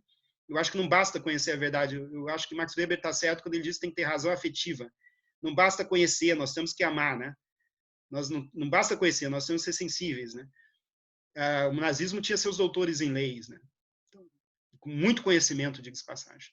Então, eu costumo dar esse exemplo. Werner von Braun, né, era nazista, né? Werner von Braun, para quem não conhece, é o cara que fundou a NASA, né? Os cientistas, projetistas de foguetes, né? Fundador da NASA, era nazista, canalha. Enfim, pulha. Mas acho que essa que é a resposta. Eu vejo isso por uma perspectiva mais sociológica, mas claro que a mudança de modelo ajuda, mas convém também a gente mudar a ideologia. Alguém me disse, também o próprio Bruno, enfim, que no Chile aposentaram juízes que tinham a concepção antiga, inquisitorial.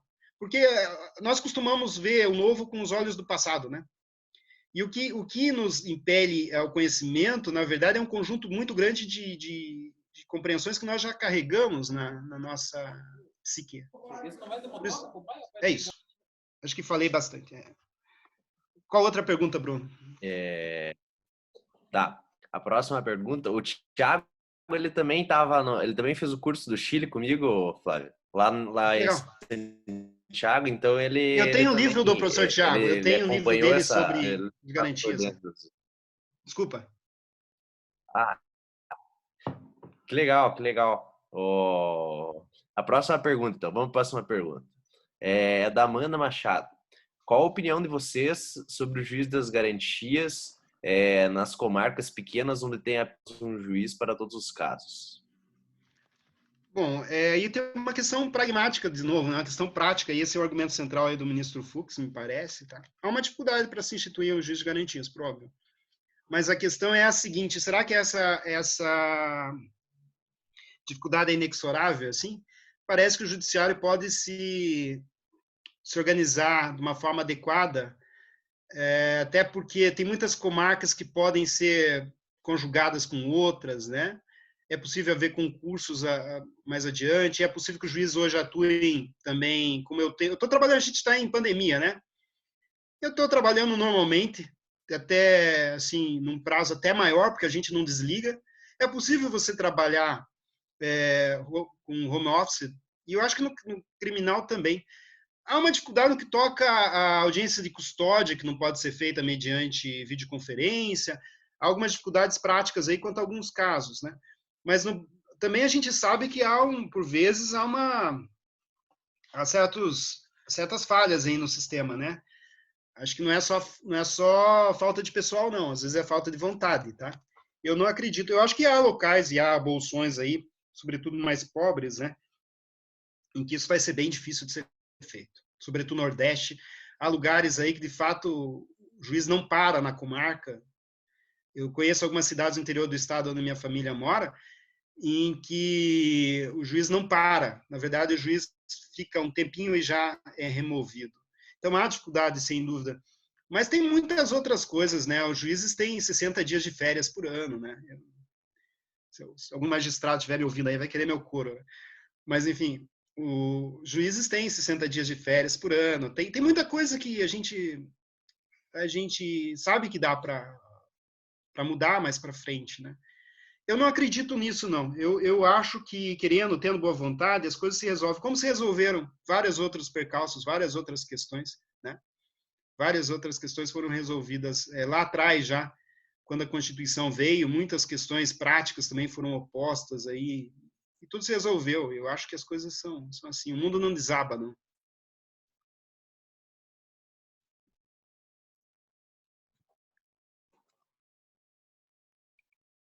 É isso. Eu também acho que a questão é mais essa questão das comarcas do interior é mais uma questão de uma vontade mesmo, né? Do que uma questão que não insuperável. Porque se veja, tem várias questões que trazem dificuldades práticas e que ninguém está questionando desde a validade desses comandos que é da nova lei por esse viés do pragmatismo, né? Por exemplo, a Não. ampliação agora para os 40 anos de pena máxima, ninguém questiona, porque isso também tem um custo, vai ter uma dificuldade. A gente tem um estado de coisas inconstitucional dentro do Perfeito, sistema perfeito. penitenciário e isso é mais uma questão política do que prática. E Sim. deixa eu ver se tem mais alguma questão aqui. Peraí. Ah, o professor Akhenaton queria fazer uma questão. Queria fazer uma pergunta. Tudo bem, Por favor. professor. Eu Bom, fiquei assistindo, eu até iria na cozinha lidar com a minha janta, mas acabei ficando tão intrigado na conversa desde o começo e por isso eu queria agradecê-lo. Assim, hoje eu tive uma reunião com o pessoal também da Federal, discutindo um pouco sobre a questão da dogmática e da teoria crítica, né? Como é possível fazer esse casamento? E é muito surpreendente ver como as pessoas de ponta nisso, as pessoas estão se dedicando, pesquisando, trazem, né, nessas reflexões muito da sociologia. E quando você já começou falando do MIT, me agradou, porque o meu orientador, Pedro Baudet, ele é um fã do pragmatismo norte-americano, né, também, né, de outros autores, mas sempre fez parte da minha leitura e da escola de Chicago, dessa forma de pensar, né, a produção do conhecimento. sim, sim. E então a tua explicação foi sensacional, foi maravilhosa. Eu queria apenas fazer dois comentários, na realidade é um comentário e uma propaganda, né, rapidinho.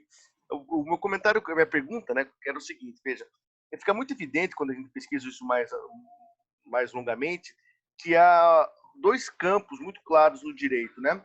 Um campo, pelo menos no horário do direito criminal, um campo que é o campo da prática, que tem suas próprias lógicas, suas próprias razões. Eu poderia usar, por exemplo, a RPG para dizer um senso prático próprio, uma razão própria vinculada ao campo da prática, das comarcas, e há o campo da academia, né? Das pessoas que estudam, os teóricos, e às vezes pode ser a mesma pessoa. Né? Por exemplo, um juiz, ele pode ser tanto da academia e da prática, mas muitas vezes mesmo essa pessoa não consegue juntar as duas coisas. Né? Eu dou um exemplo aqui do professor Fachin, por exemplo, que nas suas aulas tem um comportamento X e na prática penal, na prática dele, ele acaba tendo outra, e isso não é nenhuma crítica, se dá justamente pelas incumbências, pelas estratégias de cada campo. Você meio que já dá uma dica ali quando você fala da sociologia do cotidiano, mas eu queria escutar um pouco da tua experiência como juiz. Quando se fala do juiz de garantias, que ele realmente tem uma proposta bastante interessante pela razão acusatória, né, de afastar, né, a parte inquisitorial, né, do juiz, né, ou seja, tornando o nosso direito mais compatível com o resto da América Latina, você fala que pode ser possível, que pode melhorar. Eu concordo com você. Mas eu pergunto, assim, na tua prática, na tua experiência, e usando o mídia, usando a lógica do pragmatismo, ou seja, desse sentido das ações, você acha que mesmo com isso é possível romper com esse sentido do mundo, com esse hábitos que é incorporado dentro desse agente, ou seja, desse hábito de vida, ou seja, como você falou ali, né, que o ranço, você já respondeu em certo sentido, mas eu queria escutar um pouco mais sobre a questão desse comportamento inquisitorial, que é da sociedade brasileira, né, da sua matriz escravocrata. Será que só o fato da criação desse espaço, desse novo campo, dessa nova atuação, é suficiente para romper com esse hábito tão profundo, ou será que teria que fazer algo mais radical, como o Bruno comentou? Então essa é a minha pergunta. E eu queria pedir, na realidade, e indicar a minha tese, que eu faço uma pesquisa etnográfica sobre os juízes e a polícia na justiça estadual. Como há a partir da sociologia, uma pesquisa etnográfica sobre o campo da sociologia, né? Sou do direito, mas fiz o mestrado e doutorado lá. E chama Farda e a Toga, dois lados da mesma tragédia, uma etnografia sobre o sistema de justiça criminal. E eu queria passar para o Bruno né, indicar, né, de enviar, para escutar os seus comentários, justamente por você estar aí dentro dessa dinâmica, compreender muito bem como opera a máquina. Então, minha pergunta é essa e minha sugestão, e eu já deixo aí de pronto meu agradecimento e meus aplausos aí à sua fala, e ao professor Bruno. Bom, a pergunta é muito boa, trabalhando com etnometodologia, né? Porque a etnometodologia é muito boa para os estudos antropológicos, né? E sociológicos, enfim, porque a gente fica dentro do problema e tenta ver como que isso se projeta, né? A pergunta anterior, acho que é muito interessante, né? E eu tenho como serviço público, eu tenho 22 anos, né? E eu tenho consciência da forma como eu sou e de onde eu vim, em que medida isso influencia tudo quanto eu faço. Né? Eu venho de uma família bastante pobre, e nem muito para estudar, trabalhei no McDonald's, né? Enfim, sempre me orgulhei disso. Morei em pensão com 18 pessoas com banheiro, coisa assim. Agora, é claro que a justiça... vou avançar, acho que tem uma coisa melhor que isso aí para tratar. Que é o problema que é o seguinte, né? Tem várias... Primeiro, acho que isso que dá para equacionar de um modo talvez um pouquinho mais claro. Como todo mundo sabe, há duas visões de mundo, né? Há uma visão de mundo que imagina a sociedade como uma platitude, como um relógio, como uma máquina, né? Em que de vez em quando surge um conflito, mas o conflito ele tem que ser ajeitado colocando óleo na peça, modificando alguma estrutura ou, de algum modo, ajeitando algum tipo de falha da mola. Mas a sociedade é uma máquina que, de algum modo, é totalmente organizada. Cada sujeito tem um papel dentro da sociedade. Tem uma casta, tem uma hierarquia, tem funções, né? A visão funcionalista do Tal Parson, a visão funcionalista do Luhmann, Durkheim, de alguma forma, né? E tantos outros. Já tem uma outra sociologia, como a gente sabe, com a sociologia do conflito, né? Pela qual se imagina que, na verdade, a sociedade é um palco de uma guerra perene, incessante, e que é disfarçada, né? Ela é disfarçada sob o viés da etiqueta, né? O viés das leis, da moral, dos bons costumes, né? Dessas estruturas que, na verdade, são, no fundo, meramente aparentes. Tem um poder subterrâneo ali, o discurso oficial é uma coisa, mas tem uma prática, que é a prática real, e uma motivação real. E daí pensadores que trabalham nisso, né? Ao invés de serem um funcionalismo, vão ser pensadores aí que vão buscar detonar isso, né? Pensadores como Nietzsche, Foucault, né? Agamben, tantos outros aí, Karl Marx, né? Todo mundo que buscam as razões ocultas, né? Naquilo que parece real. O ponto é que nós agimos e somos o que somos a partir de um epifenômeno. Eu gosto muito dessa expressão, já usei em outras ocasiões. Epifenômeno é uma categoria central da física, né? Porque a física tem uma dificuldade, às vezes, de saber como o todo diferente da soma das partes, né? Matematicamente, parece que é mera justaposição de certos elementos, mas quando aqueles elementos estão justapostos, surge uma coisa que transcende a mera soma daquelas partes, né? Isso, para a física ou para tudo o resto, é o grande santo graal da ciência, né? Basta, não adianta juntar neurônios, isso não gera consciência, né? Enfim, é um epifenômeno. A vida, né? Em algum momento tem matéria orgânica, matéria orgânica, matéria se converte em matéria, você sabe fazer matéria orgânica a partir da matéria. Mas como que a matéria orgânica dá origem à vida, esse é um salto que ninguém ainda conseguiu descobrir. Bom, o que toca na gente, a gente tem um fenômeno, né? Por exemplo, um idioma, eu costumo dar esse exemplo, o idioma é fenômeno, porque nós, humanos, nós portugueses, né, brasileiros, né, falamos português. Então, mas se não houver ninguém que fale português, o português some, deixa de existir. Mas nós somos o que somos porque falamos português. Se nós falássemos um outro idioma, nós seríamos um tanto diferente do que somos. Então, essa correlação, que é aquela ideia que vem antes, né? O ovo, a galinha, o tostinhas, fresco, vende mais, enfim, essa coisa toda, é a mesma relação entre ideologia e prática, né? Entre discurso e praxis. Nós temos vários discursos, mas, de algum modo, alguns discursos, né, eles engendram a prática. Há discursos, há contradiscursos, etc. E eles justificam certas práticas. Da prática surge, essa prática engendra novos discursos. Dentro da sociedade, é possível que o juiz seja escravocrata, numa sociedade republicana, e há juízes assim ainda hoje, infelizmente. E o contrário pode acontecer também, o juiz republicano numa sociedade escravocrata. Então, o exemplo, assim, para entender, o exemplo que eu dou, talvez repetidamente, mas é o seguinte, esse caso, né? Há um mês atrás, eu estava no parque, mais de um mês, eu estava no parque, andando no Parque Barigui, e de repente vi um casal. Um senhor devia ter uns 70, a mulher também devia ter uns 70, 60 e poucos, e cada um deles com um cachorrinho vestidinho, com gravatinha, no colo. Os dois andando com o cachorro no colo para o cachorro não sujar as patas no parque. E eu achei aquilo muito bonito, né? Sinal de afeto, de carinho, assim, achei uma coisa muito bonita. Mas já pararam para pensar um negócio desse há 30 anos atrás? Os dois seriam internados. Os dois seriam reputados malucos, né? Pela lógica, pelo padrão, pelo discurso, né? O que eu quero dizer com isso? Que o grande ponto é que nós temos, primeiro, no direito penal, um discurso de legitimação do exercício do direito penal, que é mais ou menos bonito, né? Ele é bastante racional, ele é bastante bem construído, ele foi construído ao longo de gerações, desde Beccaria, que vai beber em Hobbes, né? Mas ele vem, assim, é um discurso garantista, é um discurso que, mesmo aquele discurso que aposta mais na repressão, ele tem uma base ali de limites, lei, né, retroatividade e tal, que um cordão ali que segura. E, em tese, aquilo deveria ser aplicado na prática. Só que o grande problema é que o que garantiria isso seria um constrangimento, né? Eu estudo aquilo para aplicar na prática. Eu faço engenharia de computação, né?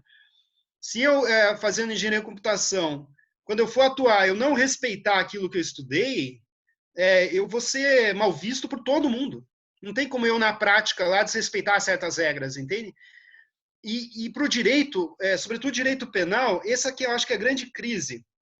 Os juízes criminais estudam para passar para um concurso, que é difícil, mas no cotidiano, muitas vezes, vem com certo desdém certas questões, certas teorias. E aí que vem o problema. E é a crítica que o professor Lênin Streck tem feito há muito tempo. Como resolver isso, né? A falha, será que está no discurso, na socialização, na forma como os sujeitos são? Eu acho que tem tudo disso envolvido, e tem também um ponto que, no Brasil, as pessoas tinham que criar constrangimento, né? Porque o problema maior dos juízes, e eu, como atuo como magistrado desde 2002, né, 18 anos, e falo isso tranquilamente, é que tem que haver responsabilidade, entende? Quando a pessoa comete certos erros, e algumas decisões são bem absurdas, ele tem que sofrer algum tipo de consequência, sabe? Porque o advogado, se ele perder o caso assim por absoluta negligência, ele de fato sofre sanções, né? Ou tem que sofrer. O magistrado normalmente não vai sofrer, né? Porque tem certas decisões que são verdadeiramente malucas, são decisões assim, agora estão vindo à tona, né? Mas são decisões muito fora do esquadro. Então, diante de tudo isso quanto eu falei, o problema é que a ideologia nos constitui, né? Nós somos seres ideológicos, né? Eu costumo imaginar assim, eu acho que é a expressão do Luhmann, né? Nós somos máquinas de atribuir sentido. Está em Heidegger também, né? Nós somos máquinas hermenêuticas, né? Nós atribuímos sentido o tempo todo para as coisas. Só que as coisas não têm sentido em si, né? Elas têm o sentido que o grupo, né, coletivo dá, né? E quando a gente faz isso, a gente deveria respeitar certas balizas que são de racionalidade, de emancipação, de humanidade, do trato com os outros, né? O poder, sobretudo o poder penal. Eu vou dar um outro caso, daí encerro isso aqui.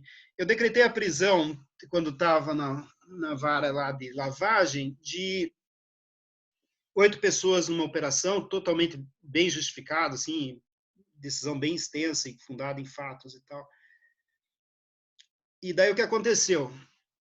No outro dia, o advogado veio esbaforido, com petição na mão, documentos, um monte de coisa, e disse o seguinte: olha, doutor, meu cliente vai confessar até, ele não quer fugir à responsabilidade dele e tal, mas eu tenho que lhe contar o seguinte: ele está com câncer terminal. E ele precisa fazer químio. Está nível 4, alguma coisa assim. E câncer terminal. Ele é na carceragem, né? Documentos, tudo. Eu falei, claro, né? Imagina, pode fazer químio, não quero que ninguém morra, né? Imagina. Pedi um ofício lá para a carceragem da Polícia Federal de São Paulo, deferindo que ele fosse fazer químio. Recebi, questão do que meia hora, uma hora depois, um ofício da juíza federal que cuidava da carceragem. E ela mais ou menos dizia o seguinte, que dali ninguém saía, senão depois de 15 dias de triagem, que a decisão era dela. Pedi alvará de soltura no mesmo dia, né? Mas o que eu estou dizendo com isso, para finalizar? É que a gente, às vezes, na burocracia, a pessoa pode ser excelente, uma excelente mãe, tocar violão, compor poesia, ser amada e amável no trato com tudo, né? E normalmente são pessoas assim. Mas, às vezes, no poder da caneta, às vezes, tem uma certa insensibilidade, né? E isso que é o ponto. E eu acho que essa que é a questão mais preocupante. Vale muito a pena ler, e eu sempre menciono, Começo das Benevolentes do Littell, né, John Littell, que ele fala nas vozes de um nazista o que foi o nazismo. Daí ele diz mais ou menos assim, em síntese, em todos os bairros há progenetas, há pedófilos, há maníacos a homicidas, né? De repente o Estado se serve de um deles, né? Até vão para uma guerra ou não, mas o Estado se serve de um maníaco, o maníaco vai lá e mata 50 em nome do Estado, às vezes. Mas as grandes mazelas de todo o nosso tempo, as grandes guerras, né, as grandes mazelas não foram feitas por gente assim. Elas foram feitas por gente que, depois de chacinar e assinar a morte de várias pessoas, né, centenas, voltavam para casa, cantavam canções de ninar para seus filhos e os beijavam na testa, rezando orações. Então, se nós não notarmos que o sistema, às vezes, pode nos tornar insensíveis, e eu visitei um presídio em Viana, né? Faz tempo, isso, muito tempo, em Espírito Santo, tá? E não tinha como ficar dentro do presídio. Sabe quando você sente o cheiro de um cadáver, assim? É difícil de explicar, sabe? É muito... A pior sensação, assim, que eu senti... E muita gente, assim, uns 60 pessoas apinhadas num lugar que era um depósito, como se fosse... Gente em container, né? Tanto que o CNJ fechou. Assim, uma coisa de você ter pesadelos à noite e você pensar onde que nós perdemos a humanidade. Então, é isso que cuida. Eu acho que a solução para isso existe, mas ela não vem para a nossa geração, né? Só se fosse uma revolução, né? Mas as pessoas têm que ter consciência e empatia, e esses dois vetores a gente consegue produzir, né? Acho que falei demais, é isso. Bom. Imagine, professor, cada minuto que se fala, todo mundo está aprendendo horrores. Foi uma fala excepcional, o que você apontou foi muito interessante. E tem mais uma pergunta, o que você acha? Vale, eu estou à disposição. Não sei se vocês querem escutar. Vamos ver se não... Um aluno aqui me mandou no privado, professor, uma pergunta. Me permite, Bruno? Que é a seguinte: claro. A perspectiva marxista de compreensão do direito, no sentido de uma legitimação do grupo dominante, seria uma boa ferramenta para tentar compreender esse fenômeno paradigmático que se alastra no Brasil, notadamente no direito penal? Então, agradeço a pergunta. Não sei quem enviou aqui, não preciso ver o nome. Fica aí a pergunta, então. Obrigado. Bom, creio que sim. Claro, há várias perspectivas marxistas, né? Ou marxianas, né? Como alguns preferem. Então, há várias perspectivas marxistas, né? A essência do discurso marxista é imaginar que o Estado é uma máquina ideológica, né? E, de algum modo, o Estado, ao mesmo tempo que ele é feito em nome de toda a coletividade, em que ele atua em pretenso nome de todo o povo e para a aplicação da lei no Estado de Direito, ele, no fundo, defende interesses de classe, né? Então, o Estado defende interesses de classe. Isso tem um ponto de realidade, né, nisso. Porque vale muito a pena ler, para quem tiver tempo aí, Punição e Estrutura Social, do George Rush e Otto Kirchheimer, tá? Posso pegar o livro aqui, só um pouquinho. É esse aqui. Punição e Estrutura Social, que tem uma bagagem marxista. Então, Marx estudou o crime, né? Marx, ele dizia que era necessária a punição no que ele chamava de atos grosseiros, né? Punição dos crimes grosseiros, atos grosseiros, e dizia que o criminoso, quando se rebela contra o Estado, é um crime político, um criminoso político. Todo crime seria um crime político, exceto desses atos grosseiros, como estupro, por exemplo, né? Então, tem vários debates sobre isso. Pachucanes estudou marxismo e o direito penal, teoria geral do Estado e direito penal. Pachucanes, sumiram Pachucanes na União Soviética, né? Mas, então, dou um exemplo para vocês, para compreender. É um estudo que foi feito, é um estudo real, tá? E antigo. Acho que, se não me engano, Nilo Batista. Nilo Batista retrata o seguinte, que durante o período de escravidão, o crime mais grave que uma pessoa escravizada podia cometer era matar o feitor.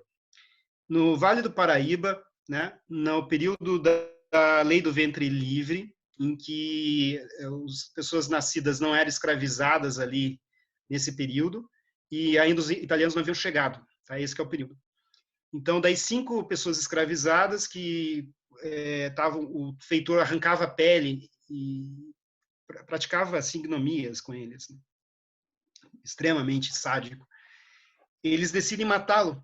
Eles o matam, 5 o matam, e são presos assim quando estão todos sujos de sangue no ato. Eles seriam um tempo antes, eles seriam mortos, pena de morte. Eles foram condenados a chibatadas. O que acontece? George Ruth-Horkheimer diz o seguinte: é da essência do direito penal. O direito penal, na verdade, funciona como um mecanismo de regulação da mão de obra nas sociedades capitalistas. Então, para Kirchheimer e Rush, o direito penal funciona mais ou menos o seguinte: quando tem um excedente de mão de obra, os presídios, né, o sistema de repressão, mais ou menos, retiram esse pessoal do mercado, porque, do contrário, vem uma rebelião. O que acontece? Daí isso leva a um postulado que é chamado para a criminologia de menor escolha, que está numa lei de pobreza lá da Inglaterra de 1784, que dizia mais ou menos assim, acho que 1784. A lei de pobreza dizia o seguinte: a condição de vida do empregado não pode ser, a condição de vida do preso não pode ser superior à condição de vida do empregado mais pobre. Para que o empregado mais pobre, né, o proletário, o operário mais pobre, não se sinta premido a ir para um presídio. Isso é tratado numa obra, a Árvore Fatal de Albion, que é sobre o surgimento do discurso penal, direito penal, no século XVIII, lá na Inglaterra, que são pessoas são enforcadas, assim, centenas, né? Centenas de pessoas enforcadas, mais ou menos no mesmo dia. E tem essa questão, a correlação entre a hierarquia, a noção de hierarquia. Eu costumo falar isso, para deixar claro, que é o seguinte: nossa sociedade é bastante assimétrica, né? Vejam, eu chego para o porteiro e chamo de você. Ele olha para mim e fala, senhor, né? Eu chego para o taxista e pergunto, como que está você? O taxista retorna para mim, como está o senhor? Em muitos países, há expressões formais e informais do idioma, né? A Alemanha tem, né? O Sitzen, Dutzen, né? Os Estados Unidos também. Enfim, mas lá é mais ou menos simétrico. A exceção feita a crianças, né, que são tratadas como você e responde com o senhor para um adulto, normalmente entre adultos não há assimetria. A nossa sociedade é bastante assimétrica e o direito penal aqui cumpre um papel de manter essa assimetria, né? Vejam a questão de alguns crimes, penas elevadíssimas, né, a facilidade com que se pune ou como o Estado intervém em guetos como favelas, né? A disparidade entre as penas envolvidas, entre crimes envolvidos, acho que isso é bastante grave mesmo. Sobretudo a criminalização do consumo, do tráfico, né? Do tráfico de drogas, né? Isso serve de mola propulsora para isso. A lógica marxista, né? O discurso marxista se presta assim para uma análise da realidade brasileira e tem sido feita por vários sociólogos, né? Vários pensadores, como Gessé Souza, né, e tantos outros que tinham bagagem marxista, né? O próprio Florestan Fernandes bebeu um pouco na fonte. E tem uma crítica no Belchior, né? José Belchior, é um conservador, mas que critica o marxismo. Claro que tem defeitos também na ótica marxista, né? As categorias marxistas às vezes têm alguns defeitos pelo historicismo mesmo que ela carrega, historicismo que é criticado por Karl Popper, por exemplo. Mas vale muito a pena, tem várias obras, né? Vale muito a pena ler Metzaros, né? Para além do Capital e a releitura que ele faz do Capital e tantas outras obras, Ideologia, né? Poder. Ele tem a outra que se chama Estrutura Social, né? Então são várias obras que permitem, sim, agora daí para a leitura da realidade nacional, realidade brasileira, quem tem pensado muito isso, né? Roberto da Mata escreve a partir de outra perspectiva, né? Lilian Schwartz, né? Trabalho autoritarismo, né? O próprio Florestan Fernandes, que eu acho que é um pensador que tem que ser resgatado bastante. Darcy Ribeiro, né? Darcy Ribeiro, que é fantástico, pensou muito o Brasil. Daí na antropologia, né? Muitos pensadores, antropólogos, né? Brasileiros também, que tem Eduardo Vieira de Castro, né? Tem escrito muito, e é muito citado fora do Brasil, é muito, muito, muito conceituado, que não quer dizer nada, né? Viralatismo fala isso, mas sim, é um pensador muito conceituado no mundo, né? De algum modo. Tem muitos livros aqui, mas eu não vou lembrar de todos a perspectiva, mas a sociologia, eu acho que... E a própria pegada do Marcelo Neves, tá? Que tem pensado, a partir do direito constitucional, tem escrito muita coisa. Acho que é isso. Evênio Pachucanes, é isso. Pachucanes tem Teoria Geral do Estado, Teoria Geral de Direito e Marxismo. Ele tem um livro muito bom, para quem tiver interesse aí, que é Michel Mihaly, né? Introdução Crítica ao Direito, que é marxista, né? Visão marxista. Enfim, eu tenho muitos livros, eu não sei, não posso me lembrar assim. O Michel Miah, ele é um livro muito bom. Esse, da Introdução Crítica ao Estudo do Direito. Oh, vale muito a pena.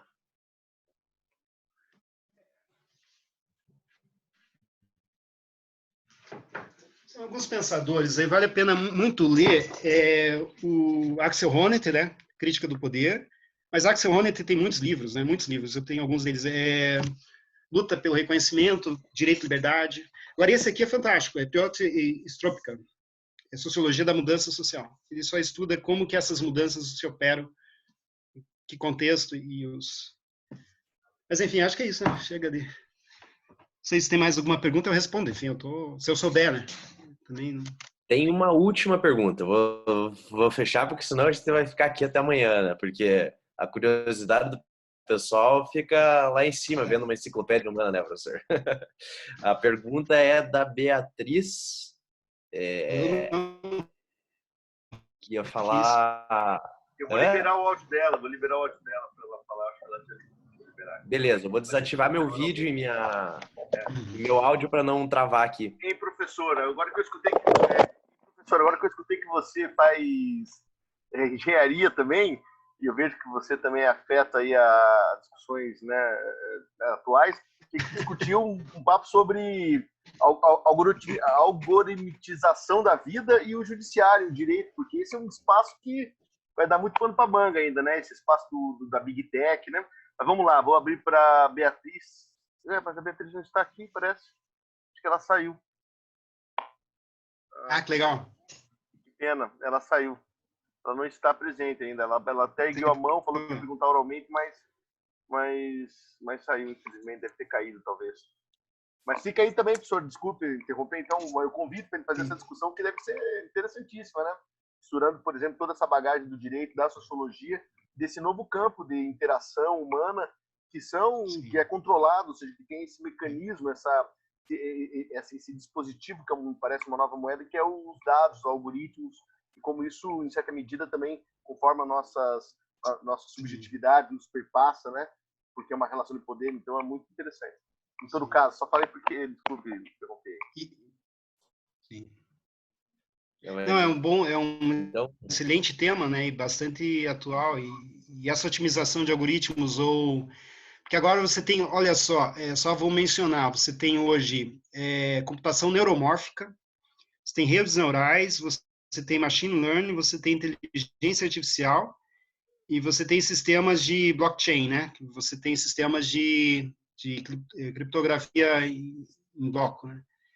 Tudo isso aí, quando vier para ser aplicado totalmente pelo judiciário, a vantagem é que pode se tornar tudo muito mais célere, a desvantagem pode reificar o sujeito, né? O sujeito pode se tornar mais uma pecinha, um resultado, mais um dado só, né? É isso aí. bom. Pois então, obrigado aí pelo convite. Bruno, depois eu te respondo as tuas perguntas. Não tem problema. A Também não gente respondo. conversa aí, professor. E obrigado pela tua fala. Foi algo muito enriquecedor para todos, tenho certeza. Só ver, até 10 minutos atrás, a gente estava com 64 participantes ainda, véspera de feriado. Isso é um indicativo muito grande daquilo que foi a qualidade da fala e do interesse dos alunos e dos demais participantes de fora que estão aí vendo a tua fala, professor. Agradeço de novo ter aceito o convite pro pessoal. Espero que seus alunos tenham gostado e os demais participantes também, que esse curso de extensão deu um público muito, muito grande e interessante para a atividade. E espero que seja a primeira de várias atividades com a Unicecal, professor. Gostei muito de poder te receber aqui. Espero que um dia a gente possa fazer um evento pessoalmente, alguma coisa, né? Depois no final dessa quarentena do Covid, né? Então, valeu aí, pessoal. Boa noite, bom feriado para vocês. Obrigado, professor Akhenaton, e agradecer aí todo o suporte da Unicecal. Valeu, Muito galera. obrigado aí também para a universidade e o convite para vocês aí.